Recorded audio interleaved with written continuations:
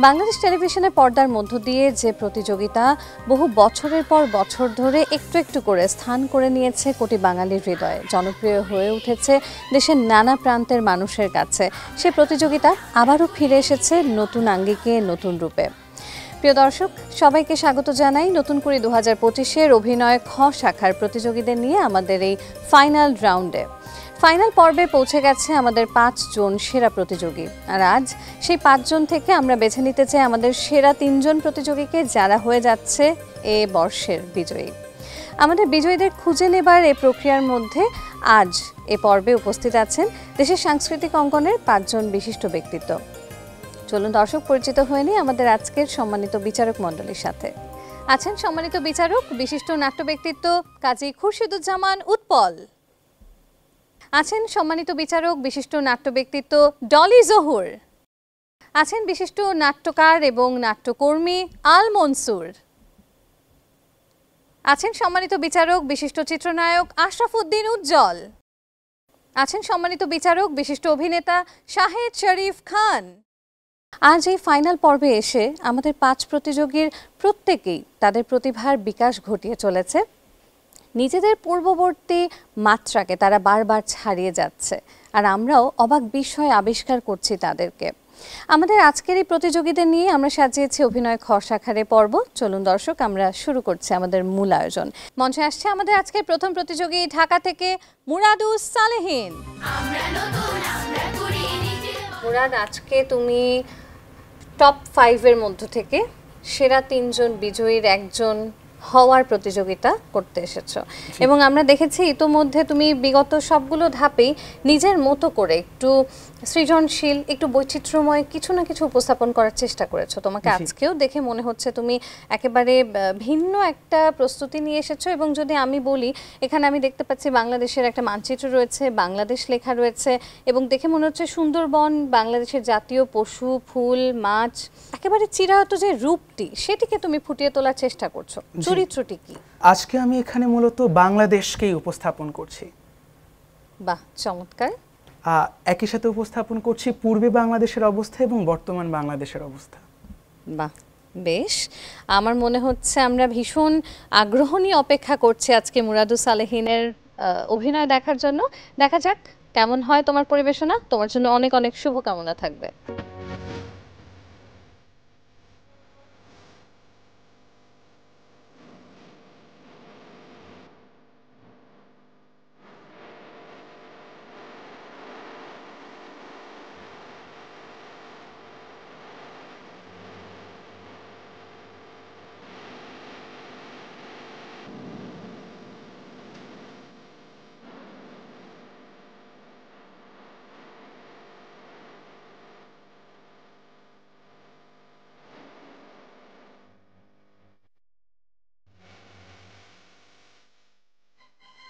আমি বাংলাদেশ, রাষ্ট্রভাষা আমার বাংলা।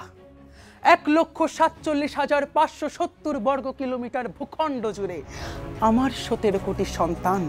নেই তাদের মধ্যে কোনো ভেদাভেদ, কে হিন্দু, বৌদ্ধ, মুসলিম, খ্রিস্টান কিংবা পাহাড়ি, তারা সকলে এক।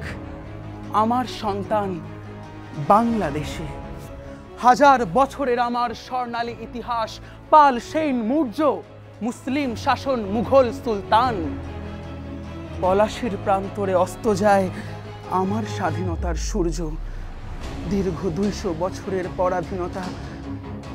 সাল 1947-এ ভেবেছিলাম এবার বুঝি পাবো এক স্বাধীন দেশ, কিন্তু হায়, পাকিস্তানের নোংরা রাজনীতির বেড়াজালে আমরা পুনরায় হারালাম আমাদের সত্তা।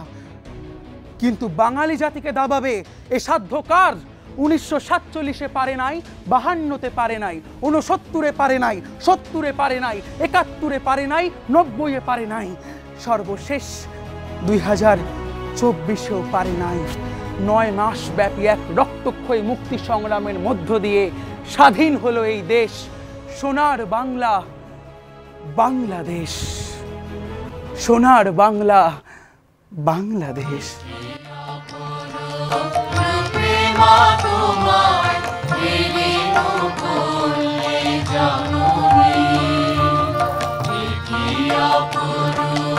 রূপে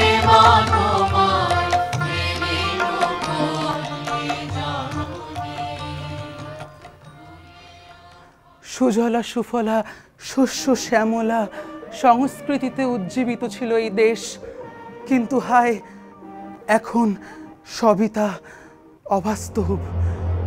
হিমালয় থেকে সুন্দরবন, হঠাৎ আমি বাংলাদেশ।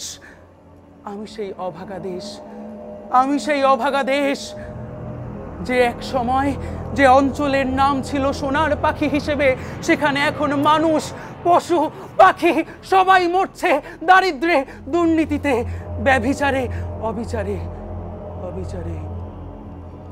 এখন আমার অঞ্চলের মানুষ আপন করে নিয়েছে বহির্বিশ্বের সংস্কৃতি, ভুলে গিয়েছে নিজের শিকড়। আগে যেখানে আমার নাম স্মরণে আসলে মানুষের মাথায় আসতো এক সুজলা সুফলা নদী বেষ্টিত উন্নত সভ্যতার কথা, সেখানে এখন মানুষের মাথায় আসে ধ্বংসলীলা, দুর্নীতি, দূষণ, ব্যভিচার, অবিচার। এই কি আমার প্রতিদান বাঙালি, আমার সন্তানরা? এই কি আমার প্রতিদান? তোমরা দেখতে চাও আমার বর্তমান অবস্থা, আমার বর্তমান দশা? দেখো,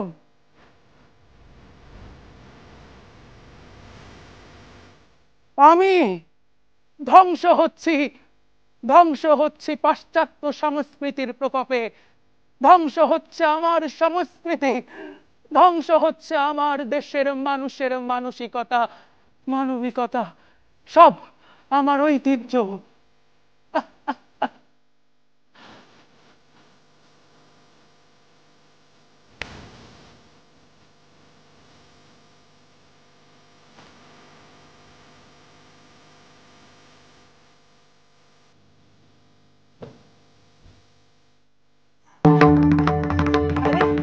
তোমরা শুনতে পাচ্ছ? আমার দেশের মানুষরা আগে আনন্দের সাথে উৎসব পালন করছে।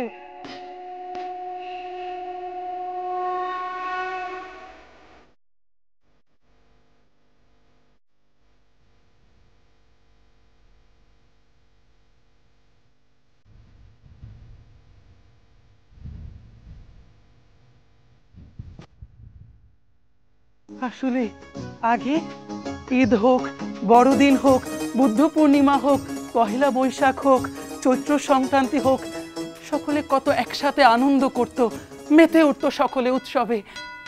বাচ্চাদেরকে পুরস্কার দেওয়া হতো, উপহার দেওয়া হতো, পালা হতো, মেলা হতো, যাত্রা হতো।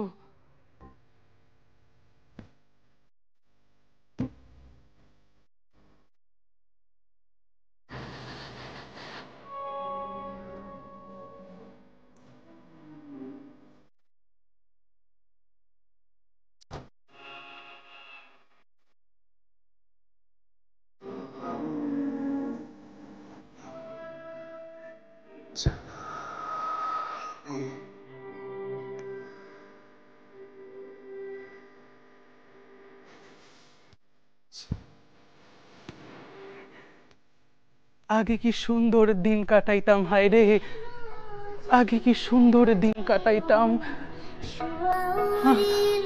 এই সংস্কৃতি তো আমার শক্তি। আচ্ছা, এখন কি আগের মতো পালা হয়, যাত্রা হয়, গ্রামে গ্রামে মেলা বসে, গম্ভীরা, জারি সারি? আমার লোকগাথা তো আরো সমৃদ্ধ। গাড়িয়াল ভাইয়ের গান, ওহ কি গাড়িয়াল ভাই,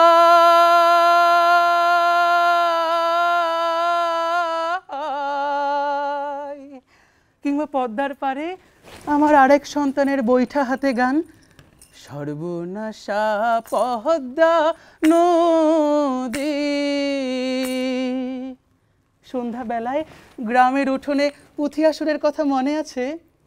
আরে শুনেন শুনেন বঙ্গজনে করেন মনোনিবেশ, আমি তোমার পুণ্যভূমি সোনার বাংলাদেশ।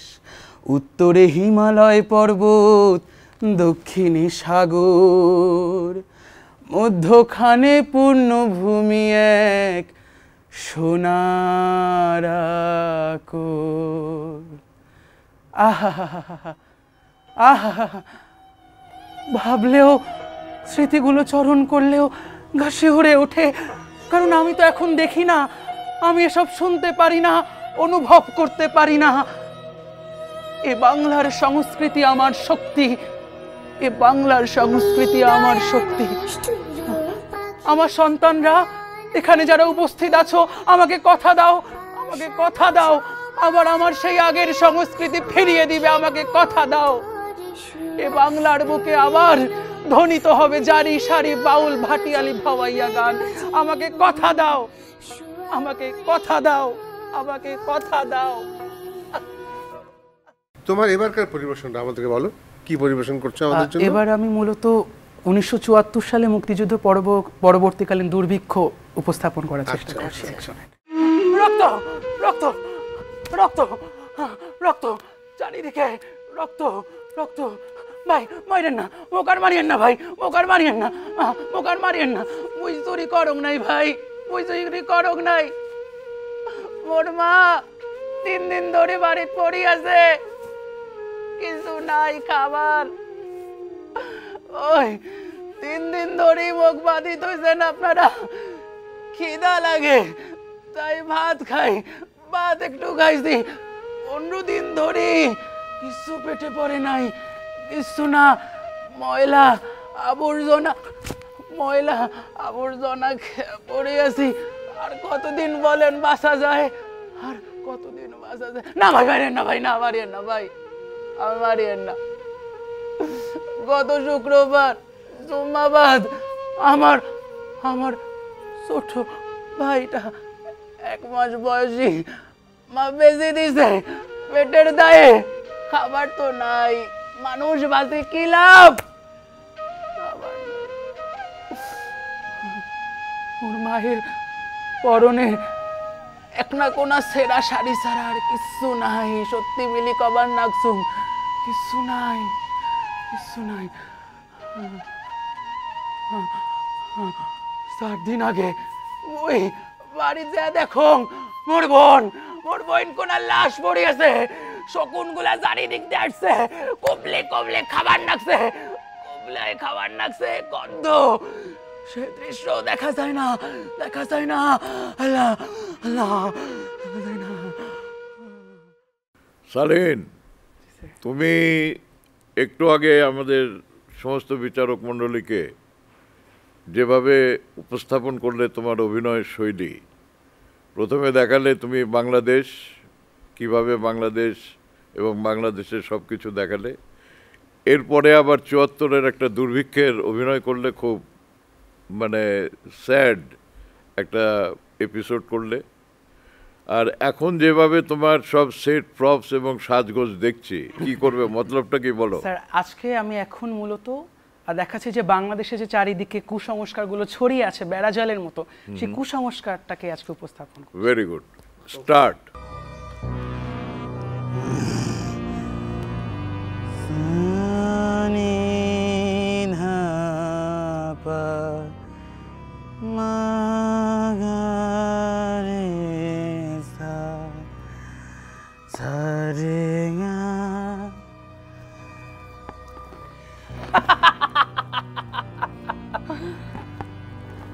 কিরে কিরে, আমাকে চিনেছিস? আমাকে চিনেছিস?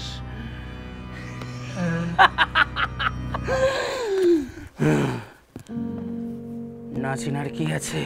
না চিনবি বা কিভাবে? আমি তো এক এক সময় হাজির হই এক এক রূপে, তোমাদের মস্তিষ্কের ঘুণ পোকা হিসেবে, মনুষ্যত্ব ধ্বংস করতে, ঈমান ধ্বংস করতে।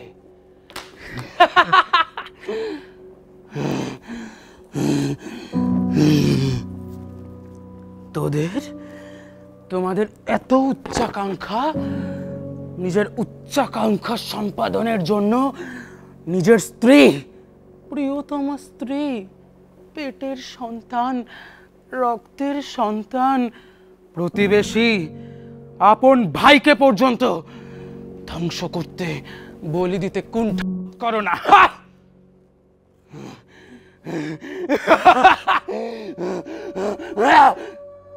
শয়তান তো তোমাদের কাছে যায় না, তোমরাই তো শয়তানের কাছে যাও। তোমাদের মনস্কামনা পূর্ণ করতে তোমরাই তো যাও।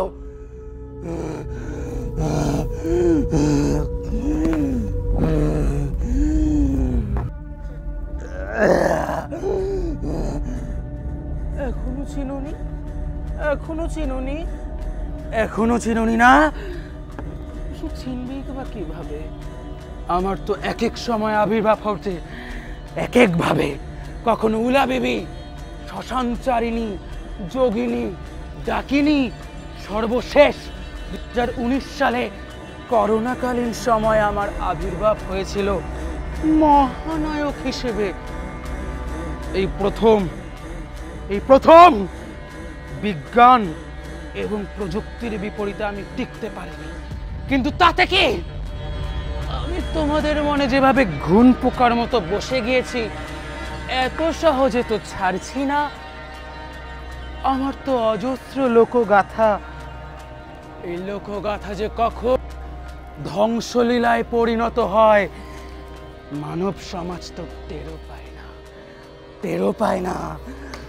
আয় আয় আয় আয় আয়, কালো জাদু, খারাপ শক্তি উজ্জীবিত হও। আয় আয়। এখনো চিনোনি না? এখনো চিনোনি? এখনো চিনোনি? আমি তো সেই তোমাদের মনের ঈমান ধ্বংস করতে আসি, মনুষ্যত্ব ধ্বংস করতে আসি, মানবিকতা ধ্বংস করতে আসি। লোককথার নাম করে সমাজে ঢুকে সব তছনছ করে বের হয়ে যায়। চিনেছো? চিনেছো? দেখবে আমি কে? দেখবে? দেখবে? আমি কুসংস্কার। আমি কুসংস্কার, সব ধ্বংসকারী।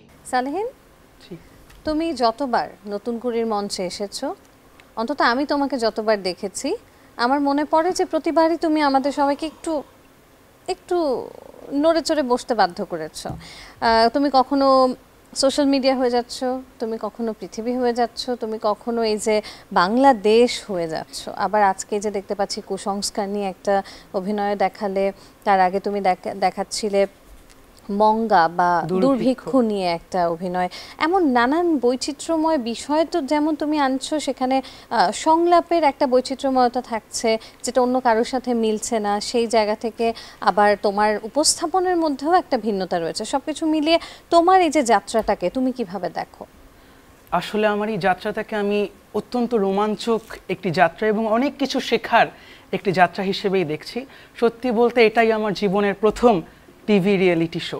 এর আগে আমি সত্যি বলতে কখনো কোনো টিভিতে সেভাবে কাজ করিনি, এটাই প্রথম। এবং আমি যে এত দূর আসতে পেরেছি, এত গুণী মানুষদের সামনে উপস্থাপন করতে পারছি নিজের কোনো অভিনয় বা নিজের কোনো চিন্তা ভাবনা, যেটা আমি সকলকে দেখাতে চাচ্ছি, এটা যে আমি দেখাতে পেরেছি এত দূর এসে, এটাই আমার জন্য একটা বিশাল বড় ব্যাপার। এবারে দেখি আমাদের সম্মানিত বিচারক মণ্ডলী কি বলছেন। প্রথমেই আসছি আমাদের সম্মানিত বিচারক সালেহিন, জি স্যার। তোমার যে বৈচিত্র্যপূর্ণ তোমার যে একটা উপস্থাপন, এটা চমৎকার ব্যাপার। তো এটা একটা নতুন ধরনের নতুন মাত্রা যোগাচ্ছে। তো আমি যেটা বলবো, আমাদের একজন কবি আছেন, নামকরক কবি হেমচন্দ্র বন্দ্যোপাধ্যায়, তার লেখা কবিতার লাইনের মাঝখান থেকে একটা লাইন বলবো, তুমি যশোর দ্বারে আনিবে সত্য, অর্থাৎ তোমার যে ফেম যশের দ্বারে তোমাকে নিয়ে যাবে। বুঝতে পেরেছ? মহাজ্ঞানী মহাজন যে পথে করে গমন হয়েছেন প্রাতঃস্মরণীয়, সেই পথ লক্ষ্য করে স্বীয় কীর্তি ধ্বজা ধরে আমরা হব বরণীয়, তুমি বরণীয় হবে। এবারে আসছি আমাদের সম্মানিত বিচারক ডলি জহুর ম্যামের কাছে। বুঝতে পারছি তুমি অনেক কিছু করতে চাও, তোমার মধ্যে ক্রিয়েটিভিটি অনেক বেশি, ভালো করবে ইনশাল্লাহ সামনের দিকে। তোমার পরবর্তী সময় তোমার পারফরমেন্স আমরা অন্য জায়গায় দেখতে চাই। এবারে দেখি আমাদের সম্মানিত বিচারক আল মনসুর স্যার কি বলছেন। আচ্ছা, তুমি যে এই যে ভাবনাগুলো যেগুলো দেখালে, এই ভাবনাগুলো তুমি কি নিজে চিন্তা করে বের করেছো? জি স্যার, আসলে স্যার আমি সবসময় নিজে স্ক্রিপ্ট লিখে নিজের কোনো থিম ব্যবহার করে উপস্থাপন করতে পছন্দ করি। এছাড়াও আমার শিক্ষক আছেন, উনি আমাকে সবসময় সাহায্য করেন। বাহ, দারুণ, খুব চমৎকার। ওইটাই আমি ভাবছিলাম, যদি তুমি নিজের থেকে এই বিষয়গুলো চিন্তা করে বের করে আনো এবং এনে থাকো, তাহলে ব্যাপারটা খুবই দারুণ এবং তোমাকে আমার খুব দারুণ লাগছে। সম্মানিত বিচারক আশরাফ উদ্দিন উজ্জ্বল স্যারের কাছে। আমার কাছে যেটা মনে হয়েছে যে অভিনয়ের ক্ষেত্রে তুমি যদি এই চর্চা অব্যাহত রাখো তাহলে পরে বাংলাদেশের অন্যতম একজন অভিনয় শিল্পী হিসাবে তোমার খ্যাতি ছড়িয়ে পড়বে। দোয়া করি তুমি বড় অভিনেতা হও। এবার আসতেছে আমাদের সম্মানিত বিচারক শাহিদ শরীফ খান স্যারের কাছে। আমি শুধু এটা বলতে চাই, তুমি কি নাটক নিয়ে পড়াশোনা করো? এখন আমি 9-এ পড়ি তো সেভাবে হয় না, বাট আমি সব সময় পড়াশোনা। আমার অনুরোধ থাকবে যে মানে আমরা সাধারণত যে বিষয়ে পড়াশোনা করি সেই বিষয়গুলো কাজে লাগে না। যেমন আমি মার্কেটিংয়ে মাস্টার্স, তো তোমার যেহেতু এই জায়গাটার প্রতি ঝোঁক আছে, আমার মনে হয় যে তোমাকে এটা অনেক হেল্প করবে। তুমি কোনো পড়াশোনা বা কোনো কোর্স করো, এটা তোমার জন্য আরও প্লাস হবে। সব মিলিয়ে খুব ভালো লেগেছে। তুমি যে পরিশ্রম করেছো সেটা ফুটে উঠেছে। আমি বলবো যে চালিয়ে যাও।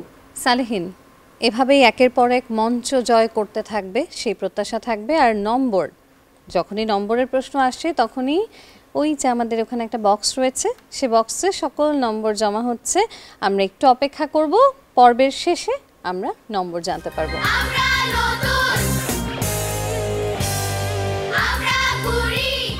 দর্শক, আমাদের প্রতিযোগীরা আজ একে একে অভিনয় শৈলী উপস্থাপন করছে এই মঞ্চে। এবারে মঞ্চে আসছে রংপুর থেকে ফাইরুজ বাড়ি মালিহা। মালিহা, কেমন আছো? আলহামদুলিল্লাহ ভালো আছি, আপনি কেমন আছেন? খুব ভালো আছি। তোমাদেরকে বারবার যতবার এই মঞ্চে দেখি ততবার মনে হয় আরো অনেক বেশি আত্মবিশ্বাস নিয়ে তোমরা প্রতিবার আসছো। আজ ফাইনাল রাউন্ড, এই ফাইনাল রাউন্ডে সেরা 5 জন তোমরা চলে এসেছো। তোমরা প্রত্যেকেই বিজয়ী, তবে তার মধ্যেও যেহেতু প্রতিযোগিতা 1, 2, 3 অবস্থান তো থাকবেই। মালিহা আজ তার সেরা পারফরম্যান্সটি এই মঞ্চে দেখাবে, কেমন? জি, অল দ্য বেস্ট। ইনশাআল্লাহ। মা, মা, আমি বের হব, আমার দেরি হয়ে যাচ্ছে।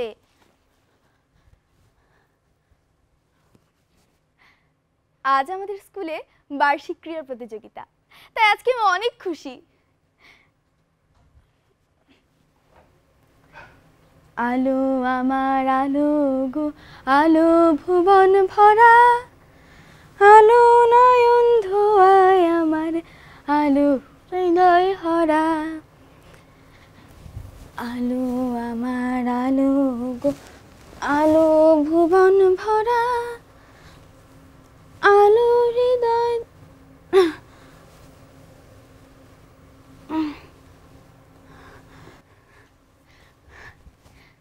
মা সকাল সকাল আমার চুল বেঁধে দিচ্ছিলেন আর বলছিলেন, দেখ রিয়া, আজকে কিন্তু ট্রফি নিয়েই তোকে বাড়ি ফিরতে হবে। আমি বললাম, টেনশন কিসের মা, আমি তো দৌড়ে বাতাসের মতো উড়ি।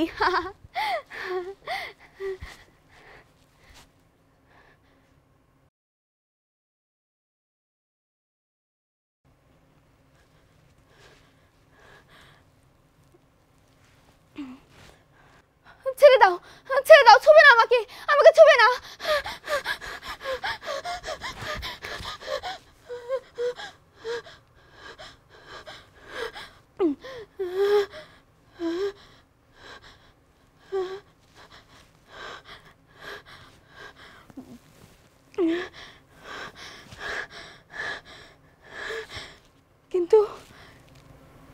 কিন্তু আজ আমার দৌড়টা ছিল অন্যরকম। জয়ের জন্য নয়, ভয়ের জন্য।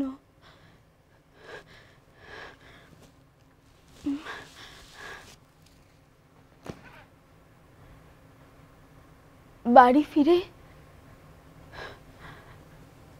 আয়নার দিকে তাকিয়ে মনে হচ্ছিল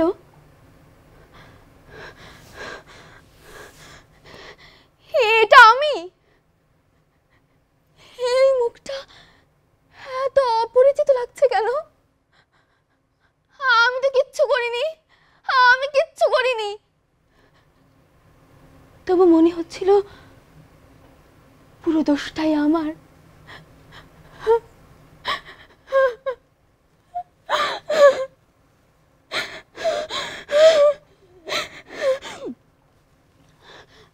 জি মা, ডাকছো? কিছু না মা, কিছু না।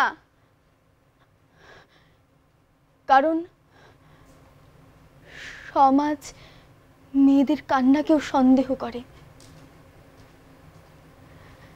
প্রতিদিন এত ভয়, এত লজ্জা, এত অপমান, কিন্তু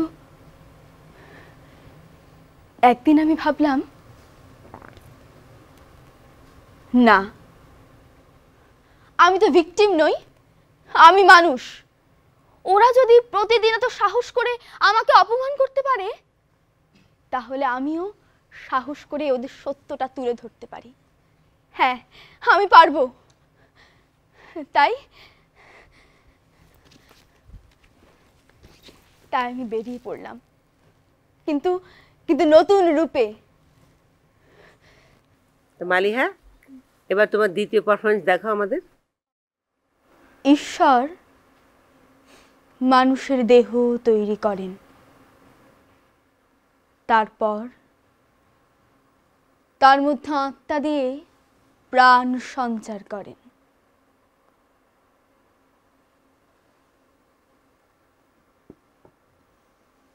এভাবে বেশ ভালোই চলছিল। হঠাৎ ঈশ্বর একদিন মানুষ সৃষ্টি করতে গিয়ে দেখলেন দেহের চেয়ে কয়েকটা আত্মা কম। তখন তিনি যমরাজকে আদেশ দিলেন, যমরাজ, যমরাজ, যাও, পৃথিবী থেকে কয়েকটা মানুষের আত্মা নিয়ে এসো।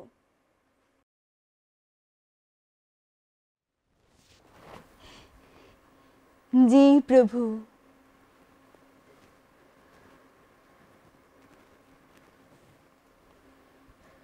যমরাজ পৃথিবীতে এলেন। যমরাজ দেখলেন এক যুবক মাঠে কাজ করছে। যমরাজ তখন সেই যুবকের কাছে গিয়ে বললেন, ও হে যুবক, তোমার আত্মা আমার প্রয়োজন। আমি তোমাকে দেহ ত্যাগ করার অনুরোধ করছি। তুমি স্বেচ্ছায় তোমার আত্মা আমাকে সমর্পণ করো। এই মিয়া, কি কনে?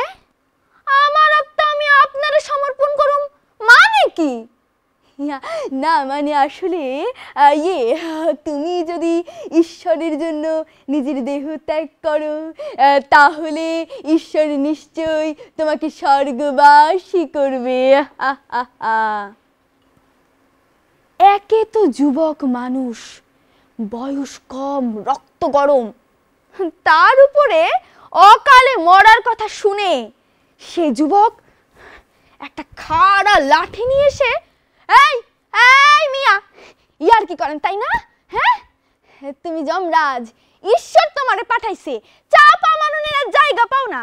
তাই এতই যদি তোমার স্বর্গে যাওয়ার শখ থাকে, তাহলে নিজের দেহ ত্যাগ করে তোমার আত্মা সমর্পণ করো না কেন? হ্যাঁ, এই দাঁড়াও, কোথায় বেড়াচ্ছ, দাঁড়াও।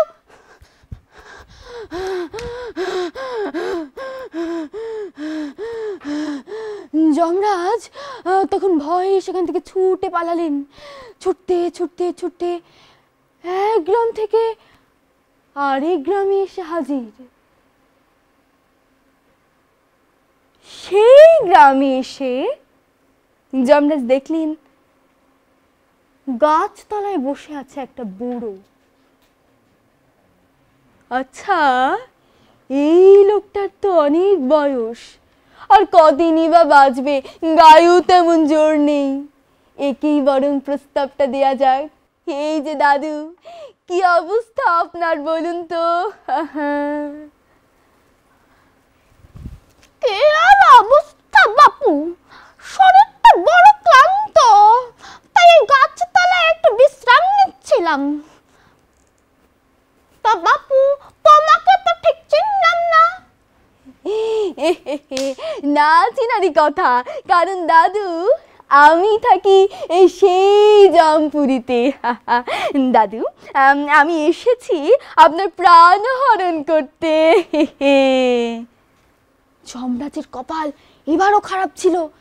কারণ সেই ঘাটে মরা বুড়ো যমরাজের কথা শুনে তেলে বেগুনে জ্বলে উঠলেন। কে এত বড় কথা, আমাকে বলিস কেন মরতে? এই এই কে কোথায় আছিস? তাড়াতাড়ি আয়, তাড়াতাড়ি আয়। এই যে দেখ দেখ, আমাকে কি বলে, কত বড় সাহস, আমাকে বলে কিনা মরতে, আবার আবার আমাকে স্বর্গে যাওয়ার লোভ দেখায়। মার বেটাকে, মার বেটাকে, মার মার। আর সেখান থেকে কোনো রকমে তার জীবন নিয়ে পালালেন। যমরাজ বুঝতে পারলেন মনুষ্য প্রাণ নিজেকে বড়ই ভালোবাসে, তারা এত সহজে মরতে চায় না। সন্ধে হয়ে গেল, এদিকে আমার তো আত্মারও দরকার। আমি এখন কি করি? একটা আত্মাও আমি জোগাড় করতে পারিনি। চিন্তায় পড়ে গেলাম বড্ড।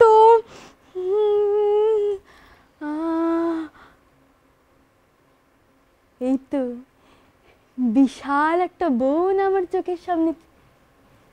হ্যাঁ, আচ্ছা, বনে তো জন্তু জানোয়ারের অন্ত নেই, এখান থেকে কয়েকটাকে মেরে এদের আত্মা নিয়ে যাই না কেন? এই তো এই তো। অতঃপর যমরাজ পশুর আত্মা নিয়ে স্বর্গে ফিরে এলেন। ওদিকে ঈশ্বর তো অধীর আগ্রহে অপেক্ষা করছিলেন যমরাজের জন্য। এ কি, তুমি এত দেরি করলে কেন?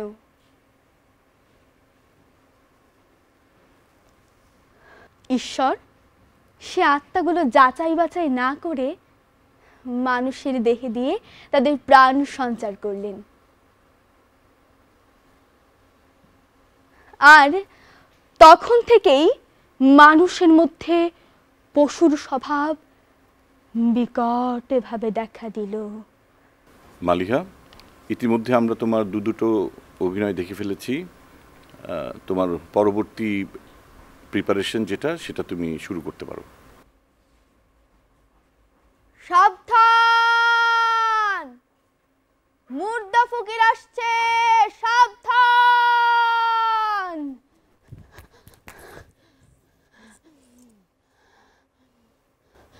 বাতাসে লাশের গন্ধ, বাতাসে লাশের গন্ধ, বাতাসে লাশের গন্ধ। আজও আমি বাতাসে লাশের গন্ধ পাই। তীব্র গন্ধ পাচ্ছেন না? আপনারা পাচ্ছেন না? তীব্র গন্ধ, তীব্র গন্ধ।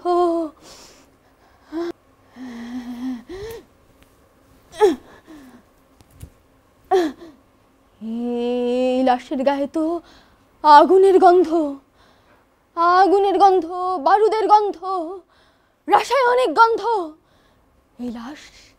এই লাশ স্বাভাবিক না, এই লাশ স্বাভাবিক না, এই লাশ কবরে যাবে না। এরা মরেনি, এরা মুর্দা নয়, এরা মরেনি, এরা মরবে না। হে কি, তুমি তো পুরো বারবিকিউ হয়ে গেছো।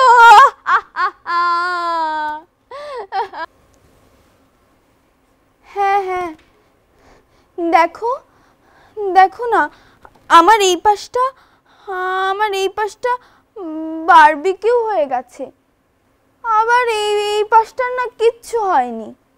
মজার বিষয় কি জানো, আমি স্কুলে ক্যান্টিনে গিয়ে চিকেন ফ্রাই অর্ডার করেছিলাম। হঠাৎ একটা বিকট শব্দ, আর তারপর সবকিছু এলোমেলো হয়ে গেল। আমি নিজের দিকে তাকিয়ে দেখি আমার বাম দিকটা পুরো ফ্রাই হয়ে গেছে। আমি তখন সবার কাছে সাহায্য চাইলাম, আমাকে একটু পানি দিতে বললাম, আমাকে একটু হাসপাতালে নিয়ে যেতে বললাম, কিন্তু ওরা কেউ আমাকে সাহায্য করলো না। ওদের ফোনটা বের করে আমার ভিডিও করছিল, এইভাবে আমার ভিডিও করছিল। আমার না খুব কষ্ট হচ্ছিল, আমার খুব কষ্ট হচ্ছিল। কষ্ট হচ্ছিল।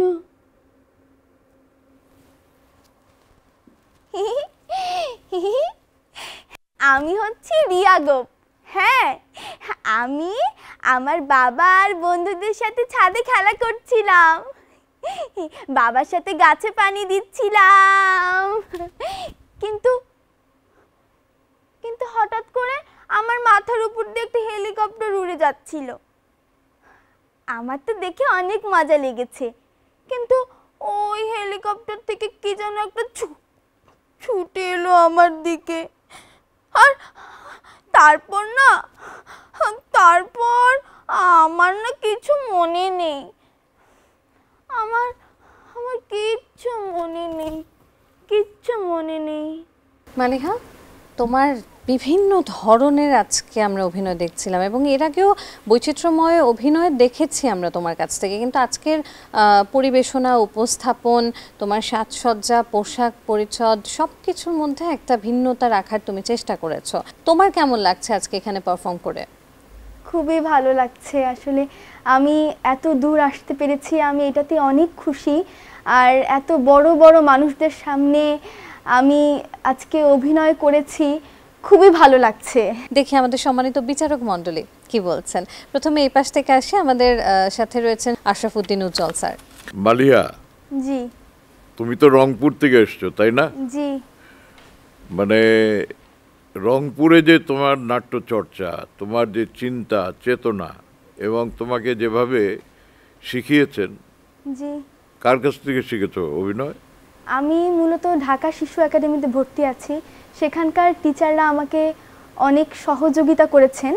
আর সেই সাথে রংপুরে আমার কিছু শিক্ষক আছেন, আব্দুল্লাহ আল মামুন স্যার আছেন, তো এরাই বিভিন্নভাবে সাহায্য করেছেন। সেই সাথে আমার মা আমাকে খুবই সাহায্য করেছেন। Very good. এখন এই তুমি তো রংপুরেই থাকো নাকি ঢাকায় থাকো? না, আমি রংপুরেই থাকি।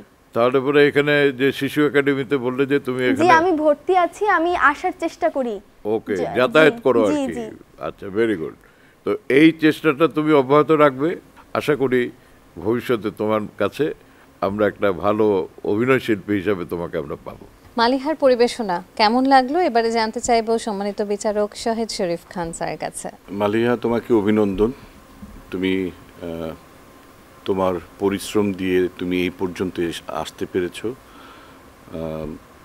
আমি শুধু বলবো যে নাটক আসলে কল্পনার জন্ম দেয়, সত্য প্রকাশ করে, চেতনাকে জাগ্রত করে, আর ভাবনাকে একটু উস্কে দেয়। তোমার কাজগুলোর মধ্যে আমরা এগুলো খুঁজে পেয়েছি। বিষয় বৈচিত্র্য, তোমার মেকআপ, তোমার গেট আপ আমাকে বিমোহিত করেছে। ধন্যবাদ।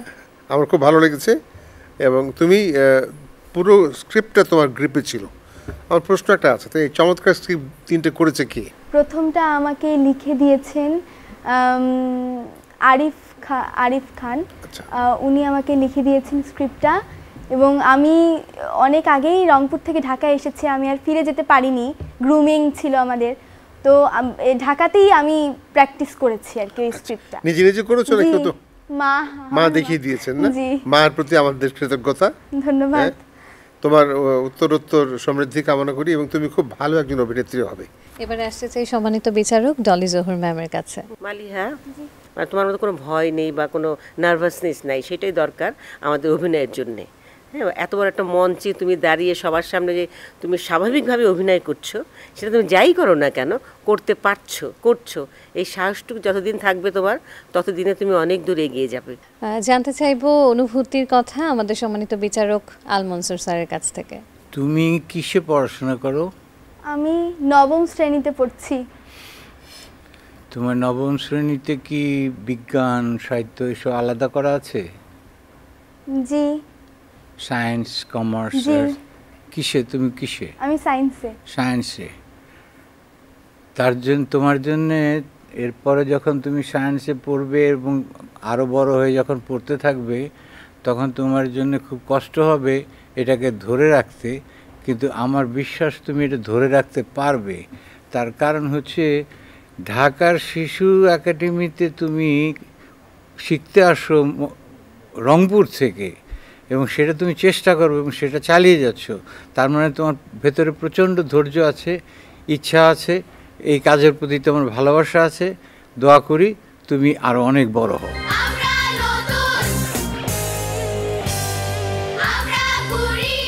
এবারে ডেকে নিচ্ছি খুলনা থেকে আগত মাহিমা জামান কথাকে। কথা, কেমন আছো? কেমন লাগছে আজকে এখানে এসে? আলহামদুলিল্লাহ অনেক ভালো আছি এবং এখানে আসতে পেরে খুবই আনন্দিত বোধ করছি। সেরা পাত্রের একজন তুমি, আর আজ ফাইনাল রাউন্ডে চলে এসেছো। সেই আঞ্চলিক বাছাই পর্ব, তারপর এতগুলো ধাপ পেরিয়ে নিশ্চয়ই যাত্রাটা খুব সহজ ছিল না? জি। আজকে কোন চরিত্রটি করছো? সবার প্রথমে আমি করব মাইলস্টোনে যে শিশুরা মারা গিয়েছে, সেখানে আমার একটি বন্ধু মারা গিয়েছিল, তো তাকে হারানোর পর এখন আমি কেমন আছি সেটা দেখানোর চেষ্টা করব, যে শোক মানুষকে কতটা বদলে দিতে পারে।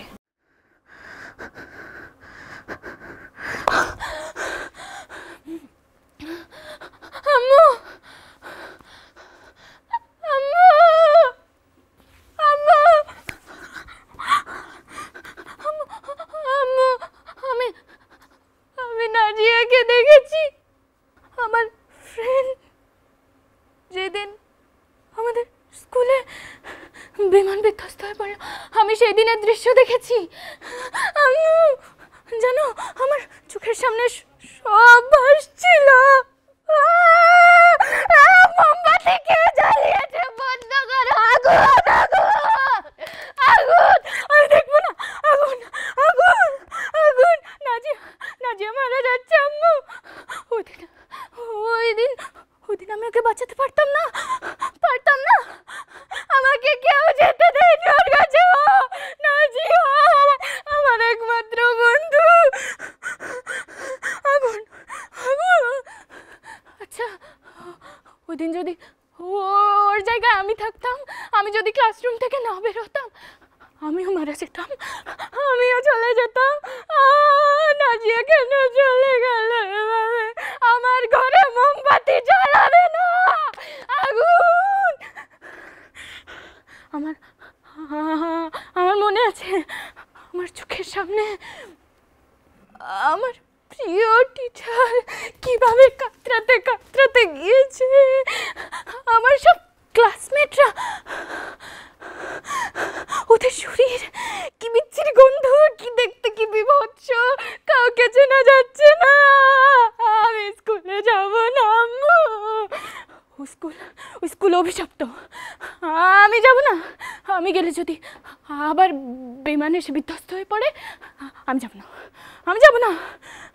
ওই ছোট্ট ছোট্ট বাচ্চাগুলো এমন পোড়া শরীর নিয়ে দৌড়ে বেড়াচ্ছিল, শুধু একটু একটু জীবন ভিক্ষা চাওয়ার জন্য, জানো। আমি দেখেছি সেই জুলাই থেকে এক হত্যার লীলা খেলা দেখে আসছি। মৃত্যু, মৃত্যু, মৃত্যু। আমার বড় ভাই বোনগুলো গেল, আর আমার ছোট ছোট ছোট ছোট ভাই বোনগুলো চলে গেল। আমি তো দেখতে চাই না, আর চাই না। আমি দেখবো না, আমি আর কারোর মরা দেখতে চাই না। এই পৃথিবী এমন কি করে হয়ে গেল, এত নৃশংস কেন, এত পাপ, এত সংগ্রাম, মৃত্যু, মৃত্যু, মৃত্যু। খুব সুন্দর পরিবেশন হয়েছে, পরবর্তী অভিনয়ের জন্য প্রস্তুতি নাও।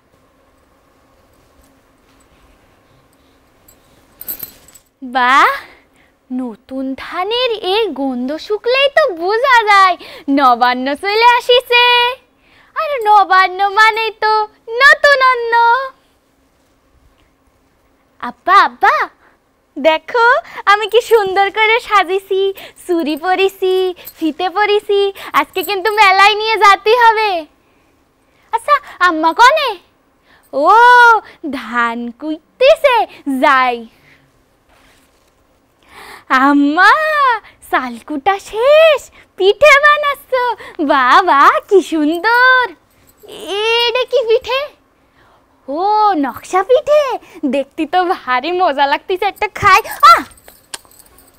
ও খালারা আসবে, মামাও আসবে, তার মানে নিশ্চয় রুনু টুনু আসবে, ওদের সাথে মেলা মজা হবে, কতদিন খেলি না। আচ্ছা এইটা কি পিঠে? ভাজা পিঠে? আর এটা কি ভাপা? বাহ বাবা বাবা বা, কি মজা। আচ্ছা কালকে না আব্বা খেজুরির রস আনিল, সেই রস দিয়ে ভিজেন পিঠে বানাবা না? বানাবা? আচ্ছা আচ্ছা আমি খাবো, কি মজা। কত কি দেখি, নতুন ধানের চিড়ে দেব নতুন ধানের খই, নতুন ধানের ভাত রেঁধেছি, পড়শিরা সব কই গেলি রে, পড়শিরা সব কই। ওই তো রুনু টুনু চলে আইছে, আয় আয় আয় চল আব্বার কাছে যাই একটু কই মেলায় নিয়ে যাতি।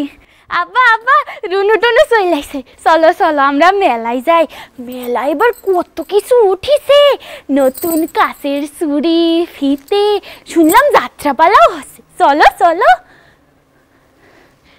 এই এই এই টুনু দেখ যাত্রাপালা হচ্ছে, আব্বার একটু পটাই পটাই কোয়া, আমরাও যাত্রাপালা দেখবানি।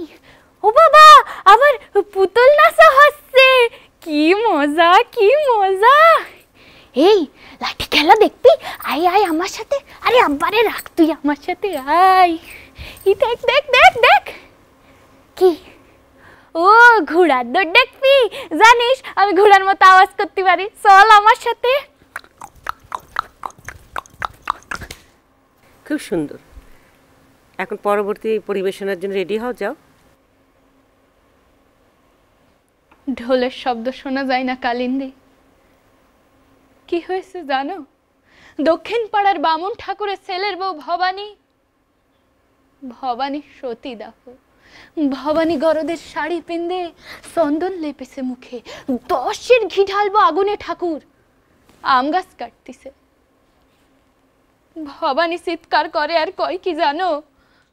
কয় সীতা সাজাও জননী, আগুন ধুমে রথে জইরা সজ্ঞে যামু আমি। ভবানী অল্প বয়সী, বিয়ে হয়েছে 2 বছর, কাঁচা আম কাঠের উপর মরা, তার উপরে কাঠ। ভবানী পালকি থেকে নামে, তার চোখ দুটা জানিছি তার আগুন। সীতাই ঘি ঢালে ঠাকুর, তারপর আগুন দেয়। দক্ষিণা বাতাসে সে আগুন দাদাও দাদাও করে ধইরা ওঠে। নদীর ওই পার থেকে সাধুরো মাতার ছেলেরা এসেছে, বলে হরি হরি বল হরি। ভবানী সীতার দিকে এগিয়ে যায়, তারপর ঝাঁপ দেয় আগুনে।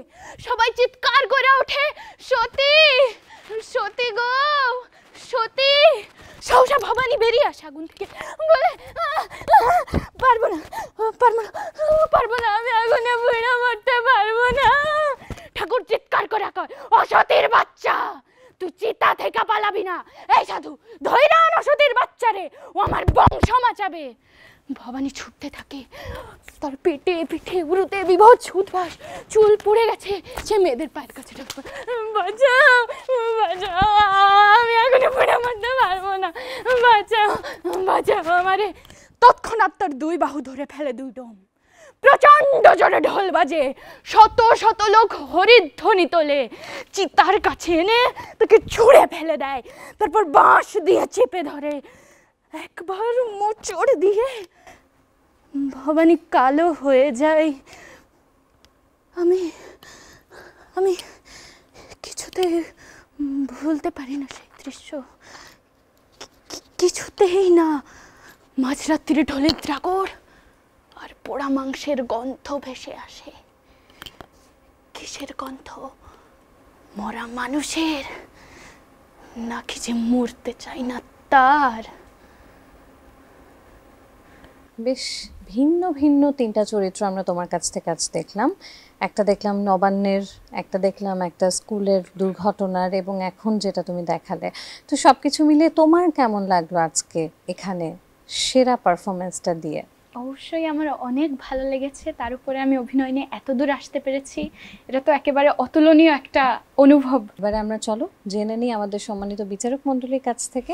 যতই দেখছি ততই মুগ্ধ হচ্ছি। আজকে তোমার তিনটি বিভিন্ন ধারার অভিনয় দেখে আমি একটা বাক্যের কবিতার একটা লাইনে তোমাকে শেষ করব। কথা, ধন্য, তুমি গো ধন্য, চিরদিন থাকো সুখে, আরো ভালো হও, আরো উন্নতি করো, আরো বড় শিল্পী হও।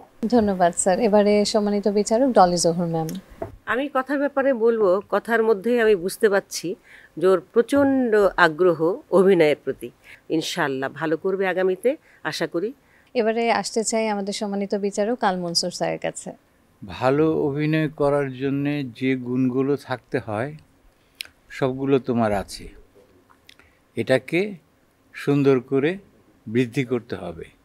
শুধু একটা ত্রুটি আছে তোমার, সেটা হচ্ছে যে সংলাপ বলার সময় কতটা ওপরে যাবে আর কতটা নিচে নামবে। ওপরে যাওয়ার নিয়ন্ত্রণটা তোমার আছে, কিন্তু নিচে একটু বেশি নেমে যায়, এদিকটা খেয়াল রাখবে। আর সব কিছু। অনেক অনেক ধন্যবাদ স্যার আপনাকে। এবারে আসতে চাই আমাদের সম্মানিত বিচারক আশরাফ উদ্দিন উজ্জ্বল স্যারের কাছে। তুমি যখন অভিনয় করবে, অভিনয়টাকেই তোমাকে গুরুত্ব দিয়ে উপস্থাপন করতে হবে। এবারে সম্মানিত বিচারক শাহেদ শরীফ খান স্যার। শিল্পী সবসময় ঠিক জিনিসটাকে মানুষের সামনে তুলে ধরবে, তখন তোমার ফোকাসটাও ঠিক থাকবে, তুমি যে কাজটাই করবে এটা তোমার দায়িত্বের মধ্যে পড়ে। আর এই সপোর্টটাই সব শিল্পীর থাকা উচিত। সো তোমার জন্য অনেক শুভকামনা, অনেক ভালো করেছো।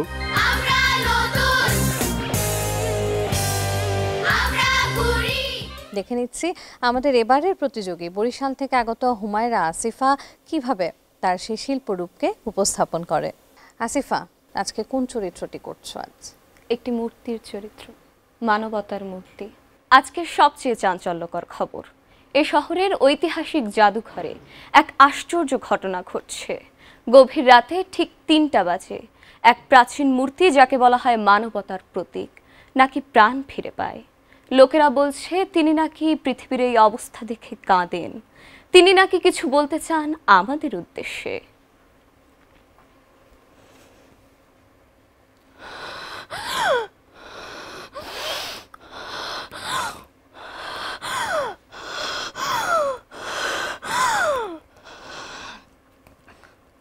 এই নীরবতা এত ভারী কেন? আমি তো ছিলাম এক প্রতীক, শান্তি, ভালোবাসা, মানবতার প্রতীক। কিন্তু এখন এই পৃথিবী যেন আগুনে জ্বলছে। আমি চলে গিয়েছিলাম এক পৃথিবী রেখে, যেখানে শিশুর হাসি ছিল, পাখির গান ছিল। কিন্তু আজ মানুষের হাতে রক্ত, চোখে ঘৃণা, খুন, যুদ্ধ, হত্যা।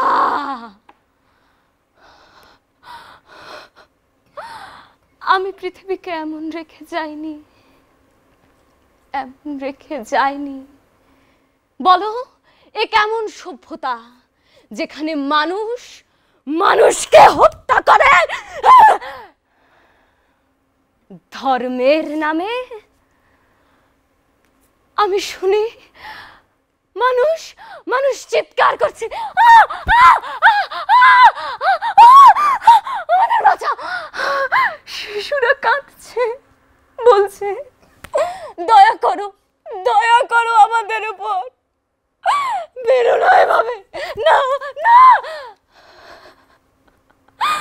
না না। তোমরা কিভাবে কিভাবে পারলে এরকম নিষ্ঠুর হতে? আমি পৃথিবীকে এরকম রেখে যাইনি, বিশ্বাস করো। জানো, আমি রেখে গিয়েছিলাম ভালোবাসার বীজ। তোমরা তার পানটি শুকিয়ে ফেলেছ নিজেদের লোভে। হ্যাঁ, আমি যখন চোখ খুললাম, দেখলাম পৃথিবী বদলে গেছে। প্রতিটা মানুষ মেশিনে পরিণত হয়েছে। মিথ্যা, প্রতারণা, হিংসা, এই কি জীবনের নিয়ম? না, আজ মানুষের হাতে অস্ত্র, চোখে ভয় আর মুখে স্লোগান, যুদ্ধ যুদ্ধ, কেবল যুদ্ধ, কঠিন যুদ্ধ লাগাও, কঠিন যুদ্ধ। না না না, একদিকে শহর ভাঙছে, অন্যদিকে কে বলছে আমরাই ন্যায়।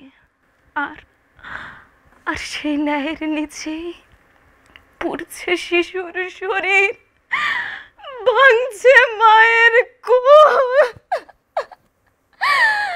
না, এই কান্না, এই ধোঁয়া, এ কোনো পতাকার নয়, এক পৃথিবীর কান্না। তোমরা বলছো স্বয়ং ঈশ্বর তোমাদের পক্ষে, আর তোমরা কি ঈশ্বরের পক্ষে? বলো, জবাব দাও। না না, মনে রেখো, যতদিন ভালোবাসা পরাজিত হবে ততদিনই পৃথিবী জ্বলতে থাকবে। তোমরা এখনো বেঁচে আছো, তোমাদের হাতেই পৃথিবী। যে শিশু কাঁদে তার মুখে হাসি ফেরাও, যেখানে ঘৃণা জাগে সেখানে ভালোবাসা লাগাও, আরো ভালোবাসা, যত লাগে তত ভালোবাসা। কারণ মানুষকে মানুষ হতে শেখানোর জন্যই স্বয়ং ঈশ্বর একদিন প্রাণ দিয়েছিলেন। আর আজ আমি আবার জেগে উঠেছি মনে করিয়ে দিতে, এই পৃথিবী এখনো বদলানো যায়, যেখানে মূর্তিরা নয়, প্রতিটা মানুষের হৃদয় কথা বলবে মানবতার ভাষায়।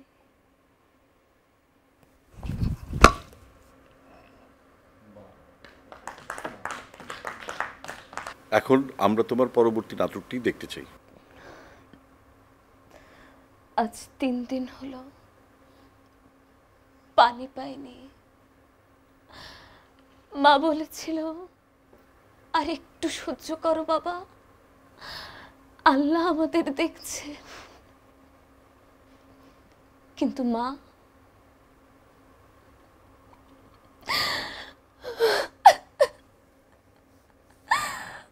এখন বালুর নিচে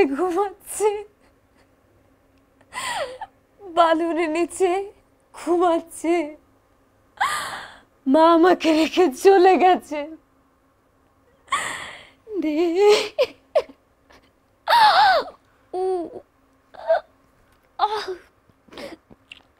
আমার পেটটা খুব ব্যথা করছে, কিন্তু আমি ভয় পাই না। আর ভয় পেতাম আগে, বোমার শব্দে, চিৎকারে, কিন্তু এখন আর আমি ভয় পাই না।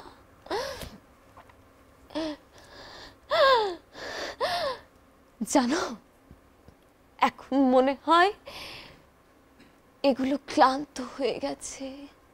এই বোমার শব্দ, আগুন, সবাই ক্লান্ত। এই যুদ্ধ ক্লান্ত, সবাই। ওই শোনো, বোমার শব্দ না, কিন্তু আমি ভয় পাই না।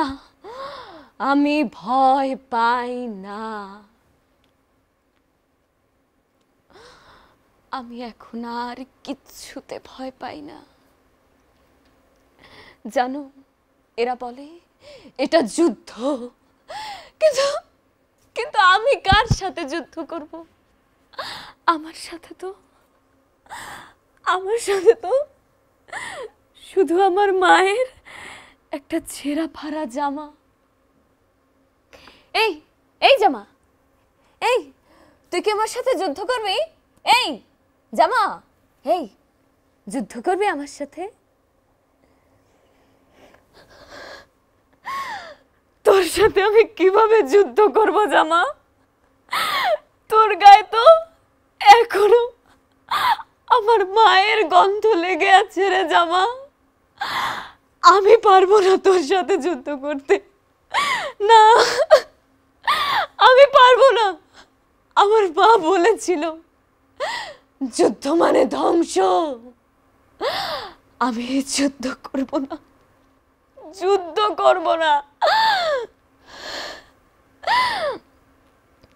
আমি এটাও জানি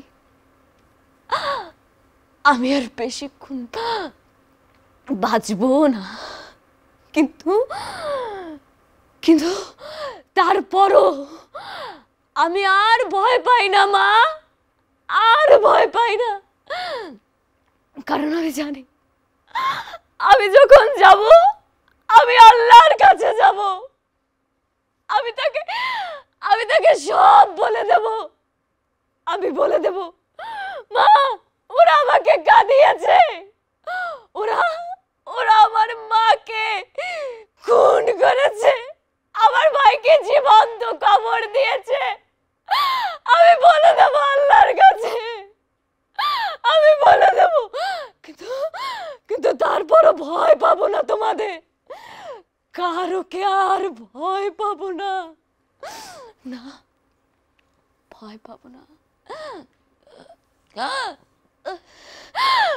মা মা আমি আসছি তোমার কাছে, কিন্তু যাওয়ার আগে আমি একটু ঘুমাবো এই মাটির নিচে, এই ধোয়ার নিচে। মনে রেখো আমি আল্লাহকে সব বলে দেব। খুব সুন্দর। এখন পরবর্তী পরিবেশনার জন্য রেডি হও, যাও। তোমরা জানো আমি কে? জানো, সবাই বলে আমি এক যুদ্ধ শিশু, আর এই কথাটা শুনলেই সবাই চুপ হয়ে যায়, কেউ কেউ চোখ ফিরিয়ে নেয়। বাবা বাবা না না না না বাবা, আজকে ওই দিক থেকে যাবই না, না না না না না, ওদিক তাকায় না, এই দিক থেকে চলো না, প্রতিদিন যাই ঠিক আছে, আজকে যাব না বাবা, চলো এদিক থেকে। কেন? কারণ আমার বাবার নাম কেউ জানে না। আমার মা ছিলেন এক বীরাঙ্গনা, যুদ্ধের সময় ওটা হতে পারে না, ওরা তাকে ধরে নিয়ে গিয়েছিল। আমি কল্পনা করি,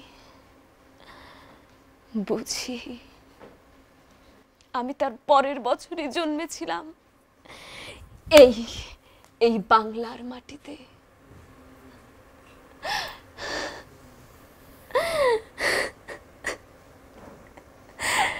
ছোটবেলায় আমি বুঝতাম না, আমি জিজ্ঞেস করতাম, মা আমার জন্ম কি ভুল ছিল মা? কারণ সবাই তাই বলতো। আমি শুনতাম তারা ফিস ফিস করে বলতো,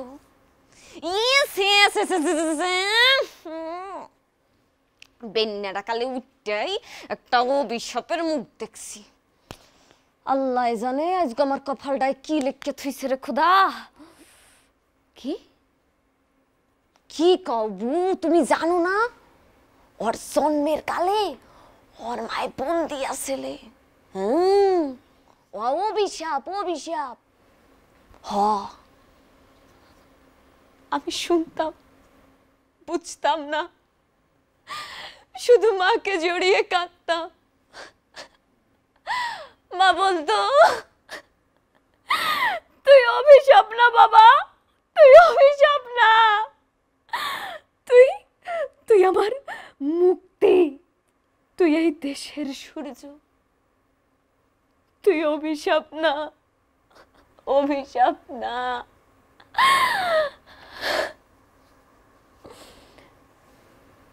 আমি তখন বুঝিনি কথার মানে, কিন্তু এখন বুঝি আমি কারো ভুল না, আমি ইতিহাসের সত্য। হ্যাঁ হ্যাঁ, আমি মানি আমার জন্ম অন্ধকারে, যন্ত্রণার মধ্যে, কিন্তু আমার রক্তে, আমার শরীরে আজও স্বাধীনতার গান বাজে। আমি কারো ভুল না।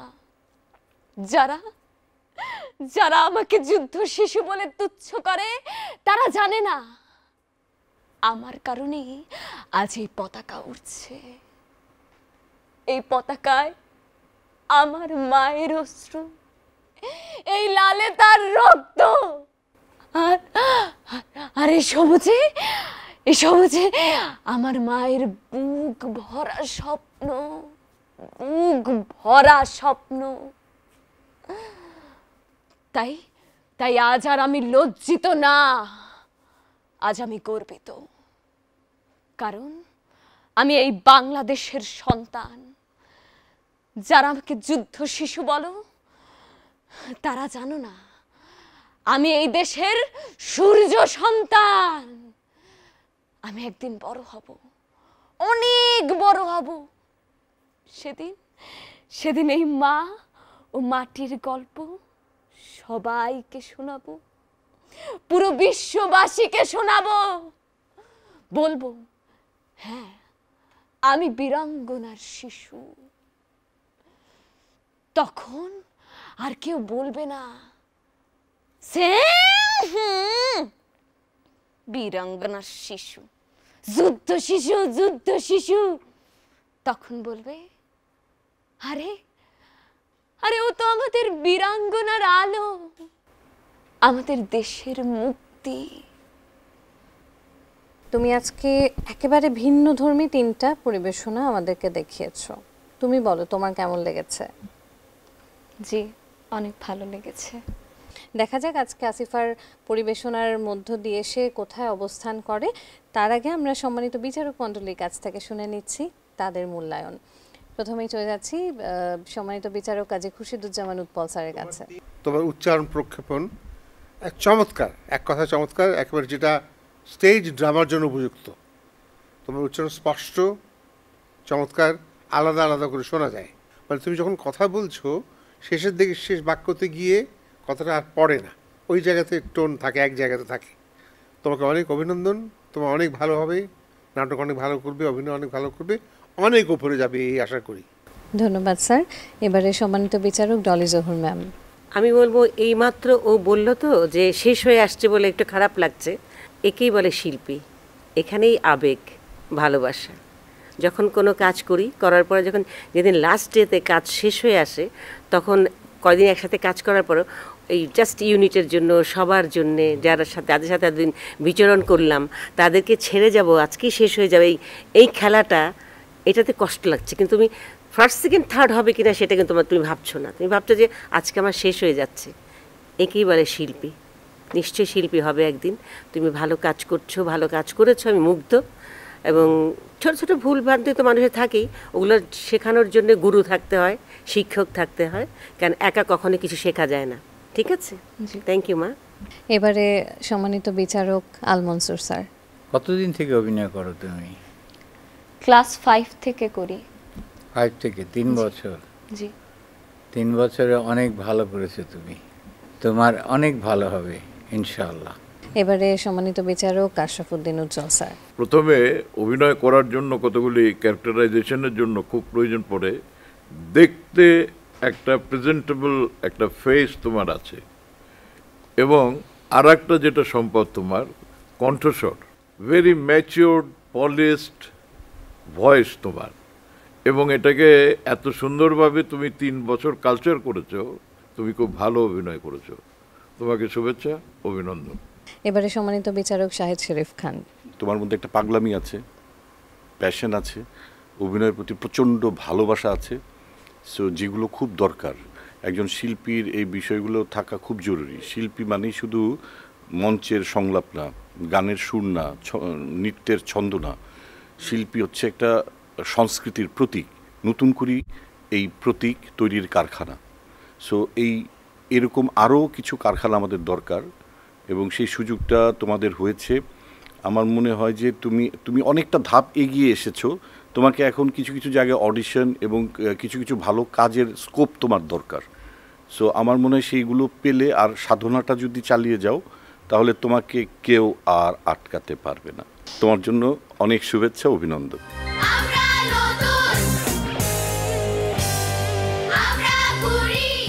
আমরা এবারে ডেকে নিচ্ছি আমাদের আজকে পরবর্তী প্রতিযোগীকে। মঞ্চে আসছে সাইয়ারা সালসাবিল চট্টগ্রাম থেকে। কেমন আছো সাইয়ারা? আলহামদুলিল্লাহ ভালো। আজকে কি করছো? আমি আজকে একটি মশারির অভিনয় করব। আমার বিষয়টি হচ্ছে মশারি। চলো তোমার প্রথম পরিবেশনাটি এবারে আমরা দেখে নিই। আনন্দ সংবাদ, আনন্দ সংবাদ, আনন্দ সংবাদ। যারা সদ্য মা হয়েছেন, শিশু সুরক্ষা ফাউন্ডেশনে নিজের নাম নথিভুক্ত করুন।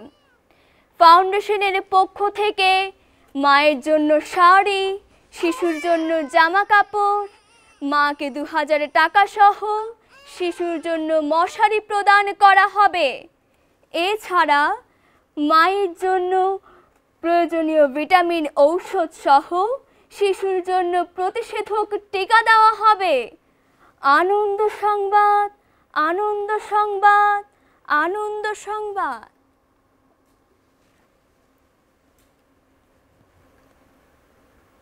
মা কি কইতাছে? ও মা জানা, আমার নামটাও তুলে দিয়ায়। শ্বশুর বাড়ি ছেড়ে তোর ঘরেই পড়ে আসি। জানা মা, যা আমার নামটা তুলে দিয়ায়। যে বছর আমার বড় মায়েরা হইল, আমার আব্বা দেখতে গিয়া কইল পরীর মতন দেখতে হইছে, ওরে দেখা শুই না যত্নে রাখিস। সেই বছরই মায়েরা আমার আম্মা আমার যত্নের কোনো কমতে আসিল না। শ্বশুর বাড়িতে অনেক মশা ছিল, মশার কামড়ে আমার কচিটা কানতো। আমার মায়েরা হওয়ার পর থেকে শাশুড়ি স্বামী আমার লগে উঠতে বইতে আমার কথা শুনাইতো। জানো মা, একদিন শাশুড়ি আমারে কি কয়, এই যে রাত দিন এভাবে হুইয়া বসে থাকলে চলবো? ঘরের এত এত কাম করবে কে হুনি? এখন মায়েরারে রাইখা একটু মাটিতে পা লাগাও, বিছানাটা ছাড়ো, আর হুনো ওটারে কোল থেকে নামাইয়া হাঁস মুরগি গরু ছাগলগুলোরে খাওয়ান দাও। যাও। বংশের প্রথম বাত্তিটাই জ্বালাতে পারলো না, হওয়াছে একখান মাইয়া মানুষ, ওইটারে আমি দেখতাছি। আর হুনো, পুকুর পাড় থেকে কসুলতিটা তুইলাই না। আচ্ছা মা, ঠিক আছে। মারে আমার সোনা মানে, তুই আমার 7 রাজার ধন। তুই দাদির কথায় কিছু মনে করিস না মা। তুই এই ঘুমা মা, ঘুমা। আমি মশাইটা টানাইয়া দিছি, তুই ঘুমা। আমি কাম কাজ শেষ কইরা তোরে নিমু, তুই ঘুমা মা, ঘুমা। ও কত কাম, হাঁসগুলোরে সাইডা দে, যা যা, মুরগি যা যা, পানি দে।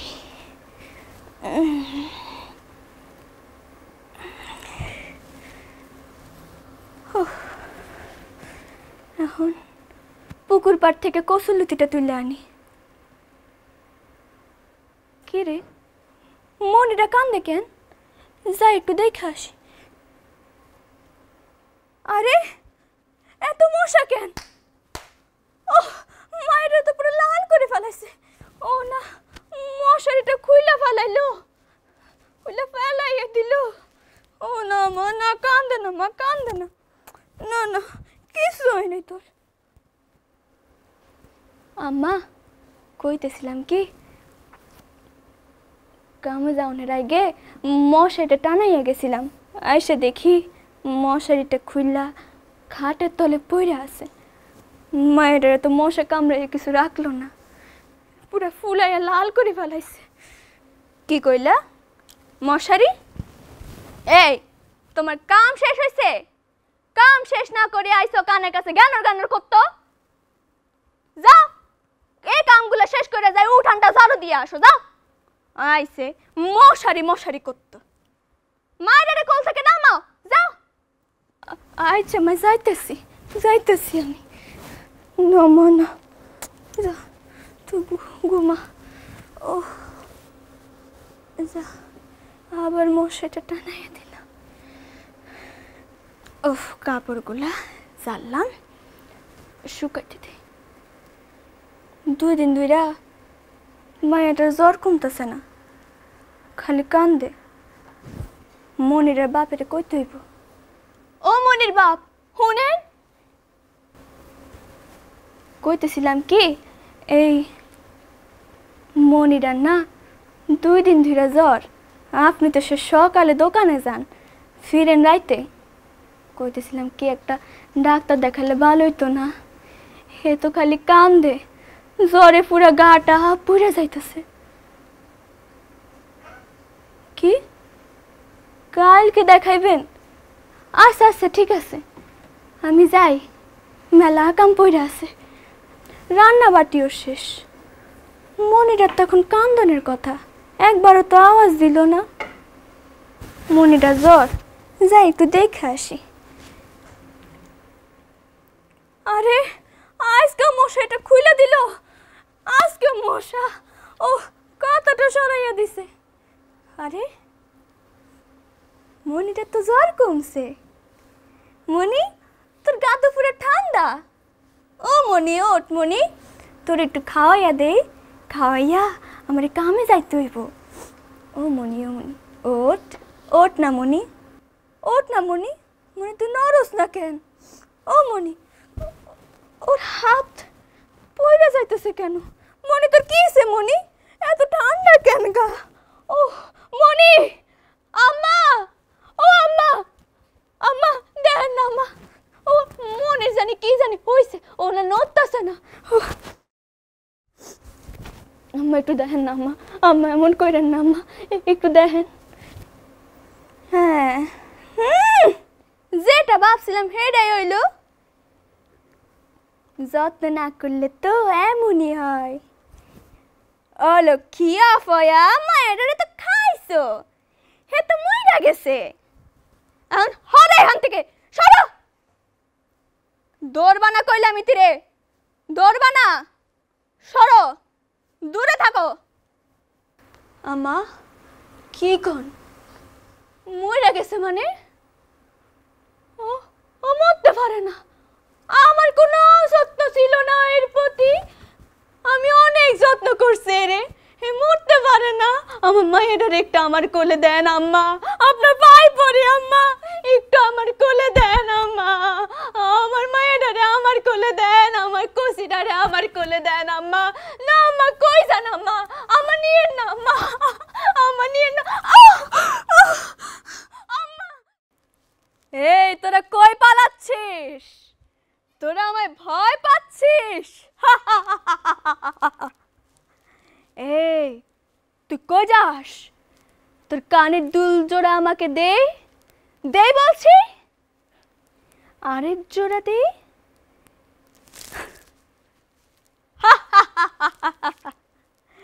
এই তুই না সেদিন আমার নামে কাকে জানি বলেছিলি? তোর বাড়ি আজ আমি জ্বালিয়ে দেব।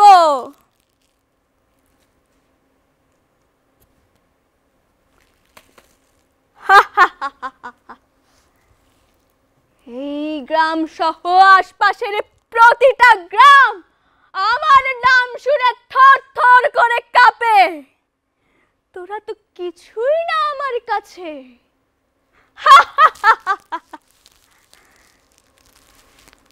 যাই একটু বন থেকে ঘুরে আসি, দেখা যাক কোনো শিকার পাই কিনা। এই গাছটি মনে হয় ঠিক আছে আমার জন্য, এখানে তো উঠতে মন যাচ্ছে, তাহলে বেশ উঠে যায়।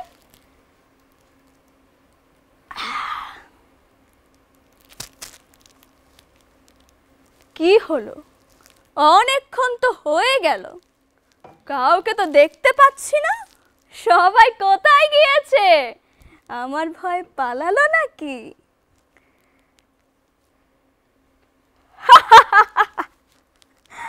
আচ্ছা, যদি এই দস্যু রত্নাকর মুনি ঋষিদের পোশাক পরে তবে কেমন লাগবে? তবে তারাই হবে আমার আজকের শিকার। ওরা কাছেই চলে আসছে। দাঁড়া, আমি আজ তোদের বস্ত্র লুট করব।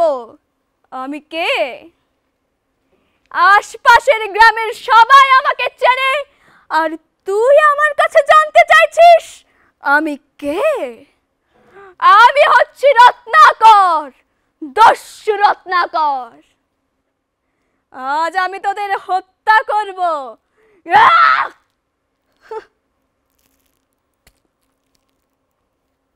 আমার হাতের কি হলো?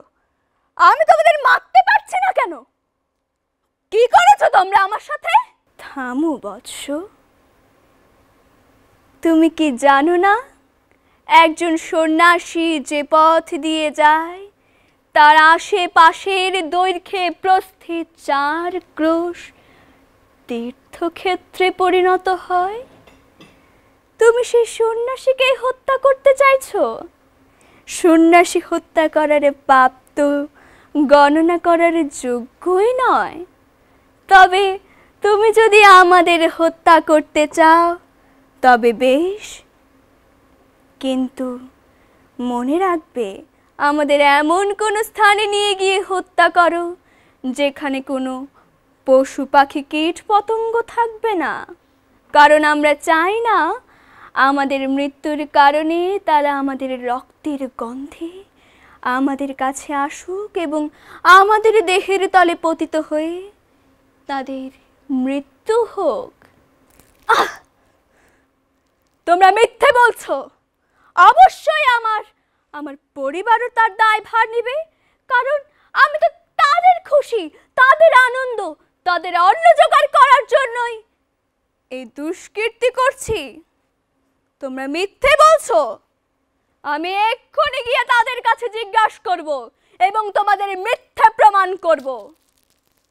ওই যে ডালটি দেখছো, মরা ডাল, সেই মরা ডালের ডালটি বাদ দিয়ে তুমি শুধু বলো মরা মরা মরা। কিন্তু মনে রাখবে রত্নাকর, রতে বেশি জোর দেবে না যেন।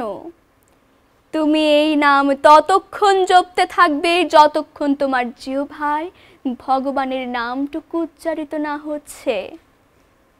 তবেই তোমার পাপ মুক্তি ঘটবে রত্নাকর।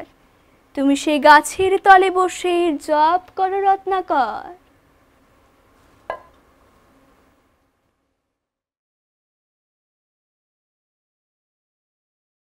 এক্সিলেন্ট, খুব সুন্দর হয়েছে। এর পরের যে অংশটা তুমি করতে চাও ওইটার জন্য প্রস্তুতি নিয়ে এসো। আরে চাচা, সব তো দেখি গুছিয়ে ফেলেছেন, তা অবশেষে 7টা বছর পর আপনি বাড়ি যাচ্ছেন। ভালো ভালো।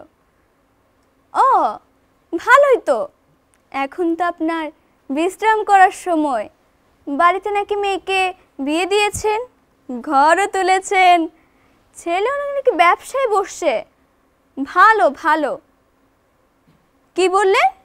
একবারে চলে যাচ্ছেন? চাচা আগে বলবেন না। কই গো শফিকের মা? শফিক, কই গেলা তোমরা? আমি তো চলে এলাম। কই? আরে কি অবস্থা তোমার? ভালো আছো?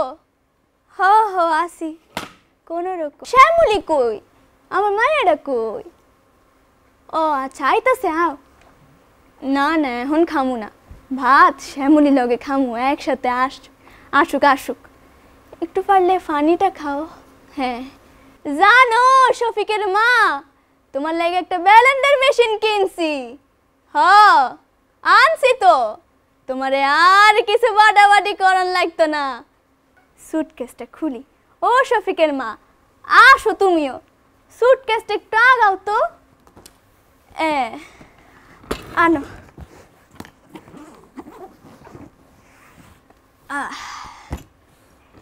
এই যে এইটা হলো আমার মাইয়ার লাইগা, সুন্দর আছে না? এইখানের ভিতরে তোর জন্য কসমেটিক্স আছে, তারপর ওই বডি লোশন কয় যে বডি লোশন আছে, তারপর তোর জন্য শ্যাম্পু আছে, সব কিছু এইখানের ভিতরে আছে। ভাবতেছি ব্যাংকে যে টাকাগুলো আছে সেগুলো দিয়ে দেশে কিছু করুম। হ্যাঁ, এরপরে আবার এই শফিক তো দোকান দিছে, সেখান থেকে তো আইব। আর টেনশন কি এর? কি কও তুমি একবারে চলে আইছো? সেটা তো আগে কও নাই, আগে কইলে আগে কও নাই তুমি। আর আমি কি করতাম? কিসের টাকা পয়সা? যে টাকা পয়সাগুলো পাঠাইছিলা সেগুলা দিয়ে এই বিল্ডিং এটা করলাম না, এরপরে পোলারে দোকানে বসাইলাম না। তোমার মাইয়া জামাই আছে না, হেরেও 10 লাখ টাকা দিতে হইছে, হে আমার থেকে দান নিচ্ছে। এখন কি করতাম মানা করতে পারতেছি না তো। হেটা দিয়ে ইতালি যাইব, এরপরে আস্তে আস্তে শোধ করব। এখন টাকা কই? তুমি এই টাইমে চলে আইছো কিল্লাই?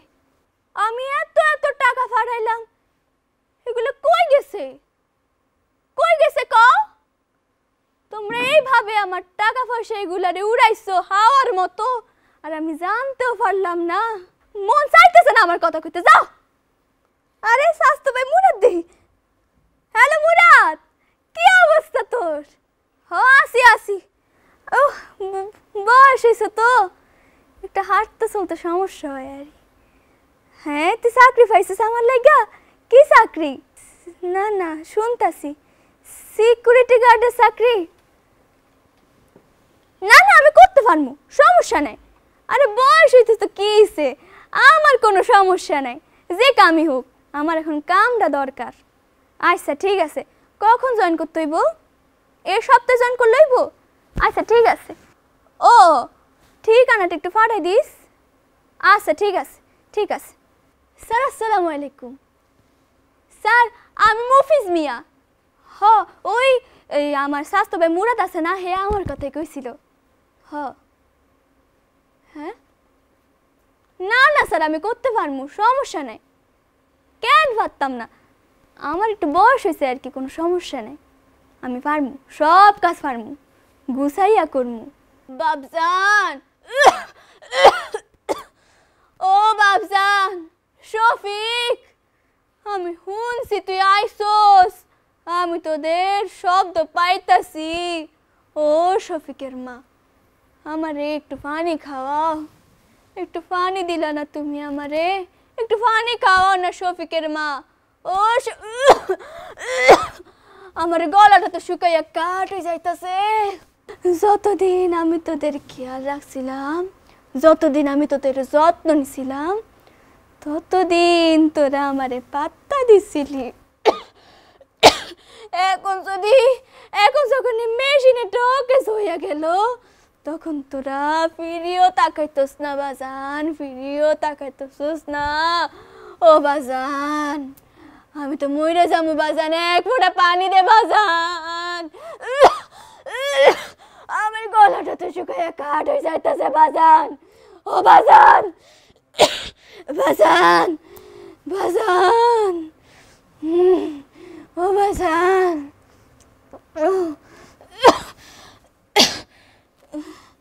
আমি তো মইরা যামু বাজান। শুরু করছে আমাদের সম্মানিত বিচারক আশরাফুদ্দিন উজ্জ্বল স্যারকে দিয়ে। স্যার, প্রতিযোগিতা হচ্ছে, আমরা সবারটাই দেখছি এবং সবার অভিনয় দেখেই আমরা মুগ্ধ।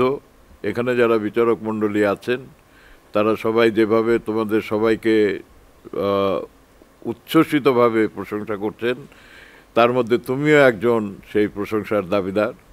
এবং এটা যদি তুমি কন্টিনিউ করো, তুমি চিটাগংয়ে থাকো, সেখানে তোমার যে চর্চাটা যারা তোমাকে শিখিয়েছেন, তুমি নিজের আগ্রহ আছে শিখছো, এবং তোমার সাফল্য কামনা করছি। এবারে সম্মানিত বিচারক শাহেদ শরীফ খান স্যার। আমি যদি পারতাম বা আমার হাতে ক্ষমতা থাকতো, তাহলে তোমাদের 5 জনকে প্রথম করে দিতাম। তোমরা সবাই এত ভালো শিল্পীরা, খুব স্বাধীনচেতা হয় শিল্পীরা, কারো চোখ রাঙানিকে ভয় পায় না, ভয়ে কারো কাছে মাথা নত করে না। সবচেয়ে বড় কোয়ালিটিটা হচ্ছে শিল্পীদের যে তারা শত বাধার মুখে তাদের নিজেদের পথ বদলায় না। রেজাল্টটা বড় কথা না, তুমি তোমার পথটা বদলাবে না, তুমি একজন খুব দেশের নামকরা একজন অভিনেত্রী হবে। আমি এই স্বপ্নটাই দেখি এবং এই দোয়াটা তোমার প্রতি থাকবে। এবার আসতেছে আমাদের সম্মানিত বিচারক কাজী খুরশিদুজ্জামান উৎপল স্যারের কাছে। তোমার অবয়বে মোনালিসার চেহারা বেশি আসে আমার কাছে।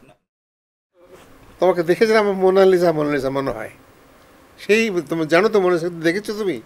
ওকে, তো আমি তোমার অভিনয়ে মুগ্ধ, সবগুলো তোমাকে দেখলাম, আমি আগেও দেখেছি। আর একটি লাইন তোমাকে বলি, ওটা সবুজ, ওটা কাঁচা, তোমার সামনে অনেক দিন আছে। আমাদের মতন বুড়ো যারা, প্রবীণ যারা, তাদেরকে বলবো আধ মরাদের ঘা মেরে তুই বাঁচা, আমাদের বাঁচি, কেমন? এবারে শুনি আমাদের সম্মানিত বিচারক ডলি জহুর ম্যামের কথা। আমার কাছে ওর জন্য খুব মায়া লাগছে, কেন জানো? খুবই ক্লান্ত লাগছে ওকে। সেই দুপুর থেকে মনে হচ্ছে না একই রকমভাবে ও পড়ে যাচ্ছে, শুতে ইচ্ছে করছে এরকম, কিন্তু সেই অবস্থা নিয়ে তিনটা পারফর্ম সে করলো, তিনোটার মধ্যে সে এনার্জি নিয়ে বেশ মানে কয়েকটা ক্যারেক্টার সে প্লে করলো একসাথে। এত এনার্জি মেয়েটার দেখে আমি অবাক হয়ে গেলাম। কিন্তু ওকে দেখে মনে হয় খুব নরম, দুর্বল, ওর পক্ষে সম্ভব না। আমি যেন অনেক থ্যাঙ্কস জানাই তোমাকে, তোমার ধৈর্য দেখে আর তোমার শক্তি দেখে, যাকে খুব ভালো করেছো মা। তুমি ভালো অভিনয় করবে, ভবিষ্যতে শিল্পী হবে, এই আশা আমি ব্যক্ত করছি। সম্মানিত বিচারক আল মনসুর স্যার আপনার কাছে। আজকে তোমাদের সবার অভিনয় দেখে আমার মনটা একদম খারাপ হয়ে গেছে। আমি যদি সুযোগ পেতাম তাহলে আমি গোপনে কোথাও গিয়ে কেঁদে আসতাম। আমার এত মন খারাপ কেন জানো? কারণ তোমাদের দেখে মনে হলো যে আজকে যদি আমার বয়স তোমাদের মতন হতো তাহলে কি মজাটা হতো, আমিও তোমাদের সঙ্গে পাল্লা দিতে পারতাম, বুঝলে? এবং তোমাদের সৌভাগ্য হচ্ছে এটা যে আজকে তোমাদের বয়স তোমাদের বয়সের মতন, এবং তোমাদের লম্বা জীবন পড়ে আছে, এবং তোমরা অনেক ভালো করতে পারবে, খুব মনোযোগ দিয়ে অভিনয় করবে, তুমি ভালো অভিনেতা হবে।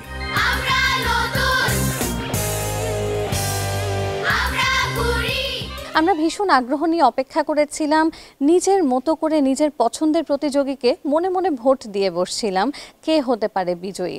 তবে সেটি খুঁজে বের করা এখন মাত্র সময়ের অপেক্ষা। আমাদের আজকের এই পর্বের মধ্য দিয়ে আমরা সেই প্রক্রিয়াতেই এগিয়ে চলেছি। পুরোপুরি স্বচ্ছভাবে এই প্রতিযোগিতার প্রথম থেকে আজ পর্যন্ত নিরপেক্ষভাবে বিচার কার্য সম্পন্ন করেছেন আমাদের সম্মানিত বিচারক মণ্ডলী। দর্শক, আমরা দেখতে পাচ্ছি আমাদের প্রতিযোগীরা হাজির হয়ে গেছে মঞ্চে। ওদের সাজ পোশাক দেখেই বোঝা যাচ্ছে যে এখানে আজকে আসলেই ফাইনাল পর্ব আয়োজিত হয়েছে। ফলাফল জানার আগে আমি জানতে চাইবো তাদের অনুভূতি, একে একে শুনবো তাদের কথাগুলো।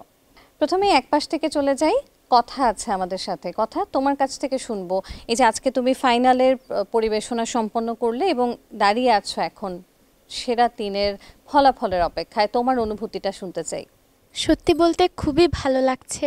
আমি কখনোই ভাবতে পারিনি যে আমি এত দূর পর্যন্ত আসতে পারবো, এত গণ্যমান্য ব্যক্তিদের সামনে আমি দাঁড়াতে পেরেছি, এটা ভেবেই তো অনেক ভালো লাগছে। এবারে শুনবো মুরাদুস সালেহিনের কথা।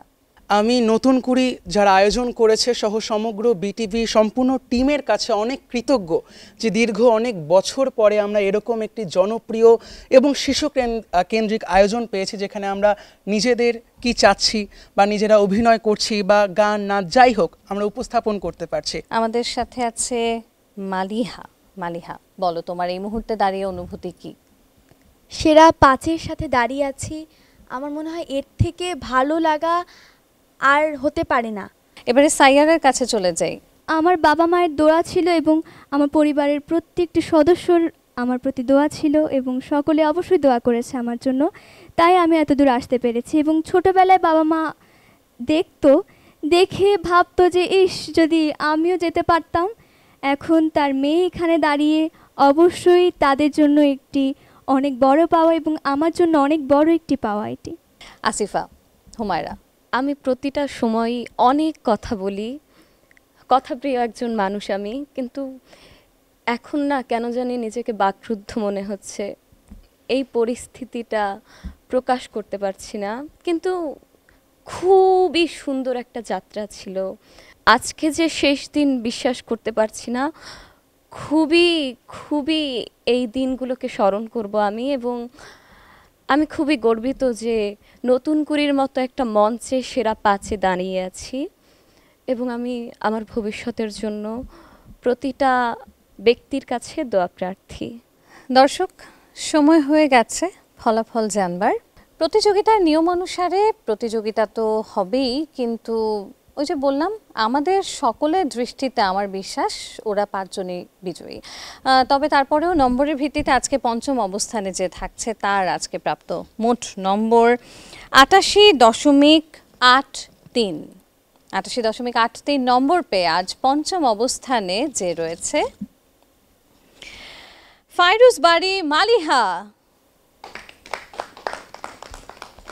আমাদের চতুর্থ অবস্থানে যে রয়েছে তার প্রাপ্ত মোট নম্বর 89.55। চতুর্থ অবস্থানে রয়েছে সাইয়ারা সালসাবিল। অনেক অনেক শুভকামনা থাকবে তোমার জন্য। তৃতীয় অবস্থান করেছে তার প্রাপ্ত মোট নম্বর 91.26। চিন্তাটা সবার মধ্যে এখন একটু বেশি, আমরা সবাই ভীষণ উত্তেজনা নিয়ে অপেক্ষা করে আছি। তবে দেখি নামটা কার রয়েছে।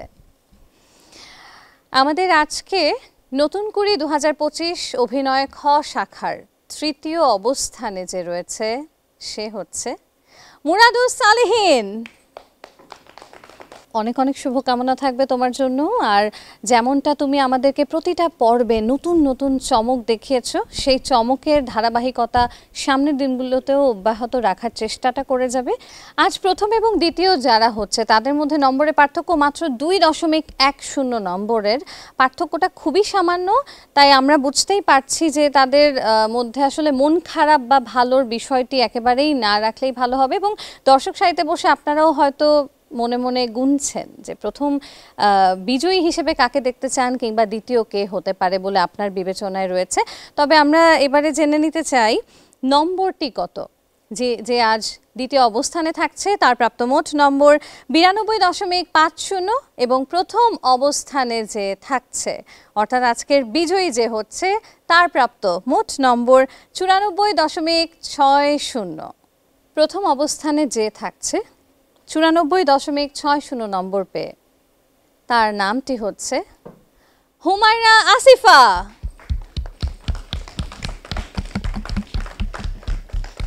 আমি না কাউকেই চাচ্ছিলাম না যে এই সেরা 5 থেকে কেউ একজন চলে যাক। আমি চাচ্ছিলাম সবাই থাকুক। কেনই জানি মনে হচ্ছিল খুবই জোরালো একটা দল আমাদের, এরকম মনে হচ্ছিল। আমি প্রত্যেককে দেখেছি, এরা খুবই বন্ধুত্বপরায়ণ এবং প্রত্যেকেই আসলেই সেরা, এদেরকে দেখলেই বোঝা যায়। দ্বিতীয় অবস্থানে আজ যে রয়েছে মাহিমা জামান কথা, তার প্রাপ্ত মোট নম্বর 92.50। অনেক অনেক অনেক খুশি আপনাদের দোয়া এবং ভালোবাসা এত দূর আসতে পেরেছি। চাই সবসময় আপনাদের এই ভালোবাসা এবং দোয়া নিয়ে এগিয়ে যেতে। দর্শক, আমরা জেনে নিলাম আমাদের আজকের বিজয়ী হয়েছে কারা। আমরা খুঁজে পেয়ে গেছি অভিনয় খ শাখার বিজয়ীদেরকে। এবারে জানতে চাই আমাদের সম্মানিত বিচারক মণ্ডলীর মতামত, মন্তব্য, অভিজ্ঞতা, অনুভূতির কথা। প্রথমে চলে যাচ্ছে আমাদের সম্মানিত বিচারক কাজী খুরশিদুজ্জামান উৎপল স্যারের কাছে। যে অভিনয় দেখলাম এবং আজকের মঞ্চে বাচ্চারা যে এসে যেভাবে নিজেদের অভিনয় উপস্থাপন করলো, তোমরা অসম্ভব লাকি যে তোমরা যেভাবে বাংলাদেশের বিভিন্ন প্রত্যন্ত অঞ্চল থেকে এসেছো, এসে তোমরা একটা মঞ্চে তোমাদের যে কারিশমাটা তোমরা দেখালে, এটা ইউ ভেরি লাকি পিপল। আমরা আমাদের সেই ভাগ্য ছিল না। এবারে আসতে চাই সম্মানিত বিচারক ডলি জোহর ম্যামের কাছে। আমি বলবো আমাদের 5 জনই কিন্তু বিজয়ী আজকে, কারণ 5 জনের নাম্বারের হেরফের এত কম। সবচাইতে বড় কথা, ওরা ফাইট করে অনেকের সঙ্গে ধীরে ধীরে আজকে এখানে এসছে। এই 5 জন আমাদের রত্ন। আমরা এবারে শুনতে চাই সম্মানিত বিচারক আল মনসুর স্যারের কথা। স্যার, খুব ভালো লাগলো। সবাই তোমরা আসলে 5 জনের মধ্যে 1 2 3 4 5 নাম্বার আছে ঠিকই, কিন্তু তোমরা 4-এর মধ্যে 4 নাম্বারের মধ্যে 5 জন। হ্যাঁ, তার মানে তোমরা 5 জনই সমান। এবারে শুনতে চাই আমাদের সম্মানিত বিচারক আশরাফুদ্দিন উজ্জ্বল স্যারের কথা। এখানে কোনো কম্পিটিশনটা এমন কিছু না যে আমি ফার্স্ট হলাম মানেই যে আমি একেবারে টপ মোস্ট একজন অ্যাক্ট্রেস হয়ে গেলাম সেটাও যেরকম সত্য না, আবার যে ফিফথ হয়েছে সেও যে কোনো দিন বড় একটা স্টার হবে না এটাও সত্য না।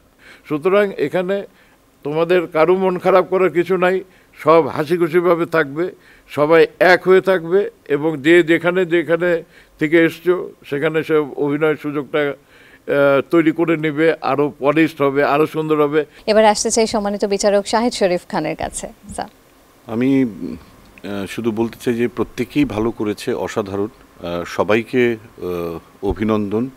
সাথে বলতে চাই আমি ছোটবেলায় যখন স্কুলে পড়তাম খুব একটা ভালো ছাত্র ছিলাম না, তো যে ফার্স্ট হতো খুব কষ্ট হতো যে আমি কেন তার মতো ফার্স্ট হতে পারি না। পরে দেখলাম ফার্স্ট বয় শিক্ষক হয়, হ্যাঁ। আর বেশিরভাগ যারা মানে একটু কম ভালো ছাত্র তারা দেখি যে বড় বড় জায়গায় চলে যাচ্ছে, কারণ শিক্ষক বেশিরভাগ সময়ই আসলে ডাক্তার ইঞ্জিনিয়ার বানায়, সে নিজে হতে পারে না, হ্যাঁ। তো আমি এটা বলার কারণ যে বিষয়টা হচ্ছে যে যত বড় হবে তত বিনয়ী হতে হবে, দায়িত্বশীল হতে হবে। আর একটা কথা অবশ্যই বলতে চাই, যেটা হচ্ছে যে কৃতজ্ঞ থাকবে যা তোমাদেরকে এই পর্যন্ত আনার পেছনে, যেমন তোমার পরিবার, তোমার শিক্ষক, তোমার বন্ধু, তোমার যারাই তোমাদেরকে এই পর্যন্ত আনতে পেরেছে, মানে আনার ব্যাপারে সাহায্য করেছে, তাদের প্রতি অবশ্যই সবসময় কৃতজ্ঞ থাকবে। সবাইকে অভিনন্দন, সবাই ভালো থাকবে। এরই মধ্য দিয়ে আমরা আমাদের এই 3 বিজয়ীকে নিয়ে আজকের মতো শেষ করছি আমাদের এই পর্ব। আমি জোনাকি জ্যোতি ছিলাম আপনাদের সাথে। আমাদের সাথে এই যাত্রায় যারা ছিলেন প্রত্যেকের প্রতি আন্তরিকভাবে কৃতজ্ঞতা, ধন্যবাদ থাকবে এবং সেই সাথে আগামী দিনগুলোতেও সংস্কৃতির এই অগ্রযাত্রা যেন আমরা সবাই মিলে এগিয়ে নিয়ে যেতে পারি, সে প্রচেষ্টা যেন আমাদের সবার নিজ নিজ জায়গা থেকে থাকে। সবাইকে ধন্যবাদ।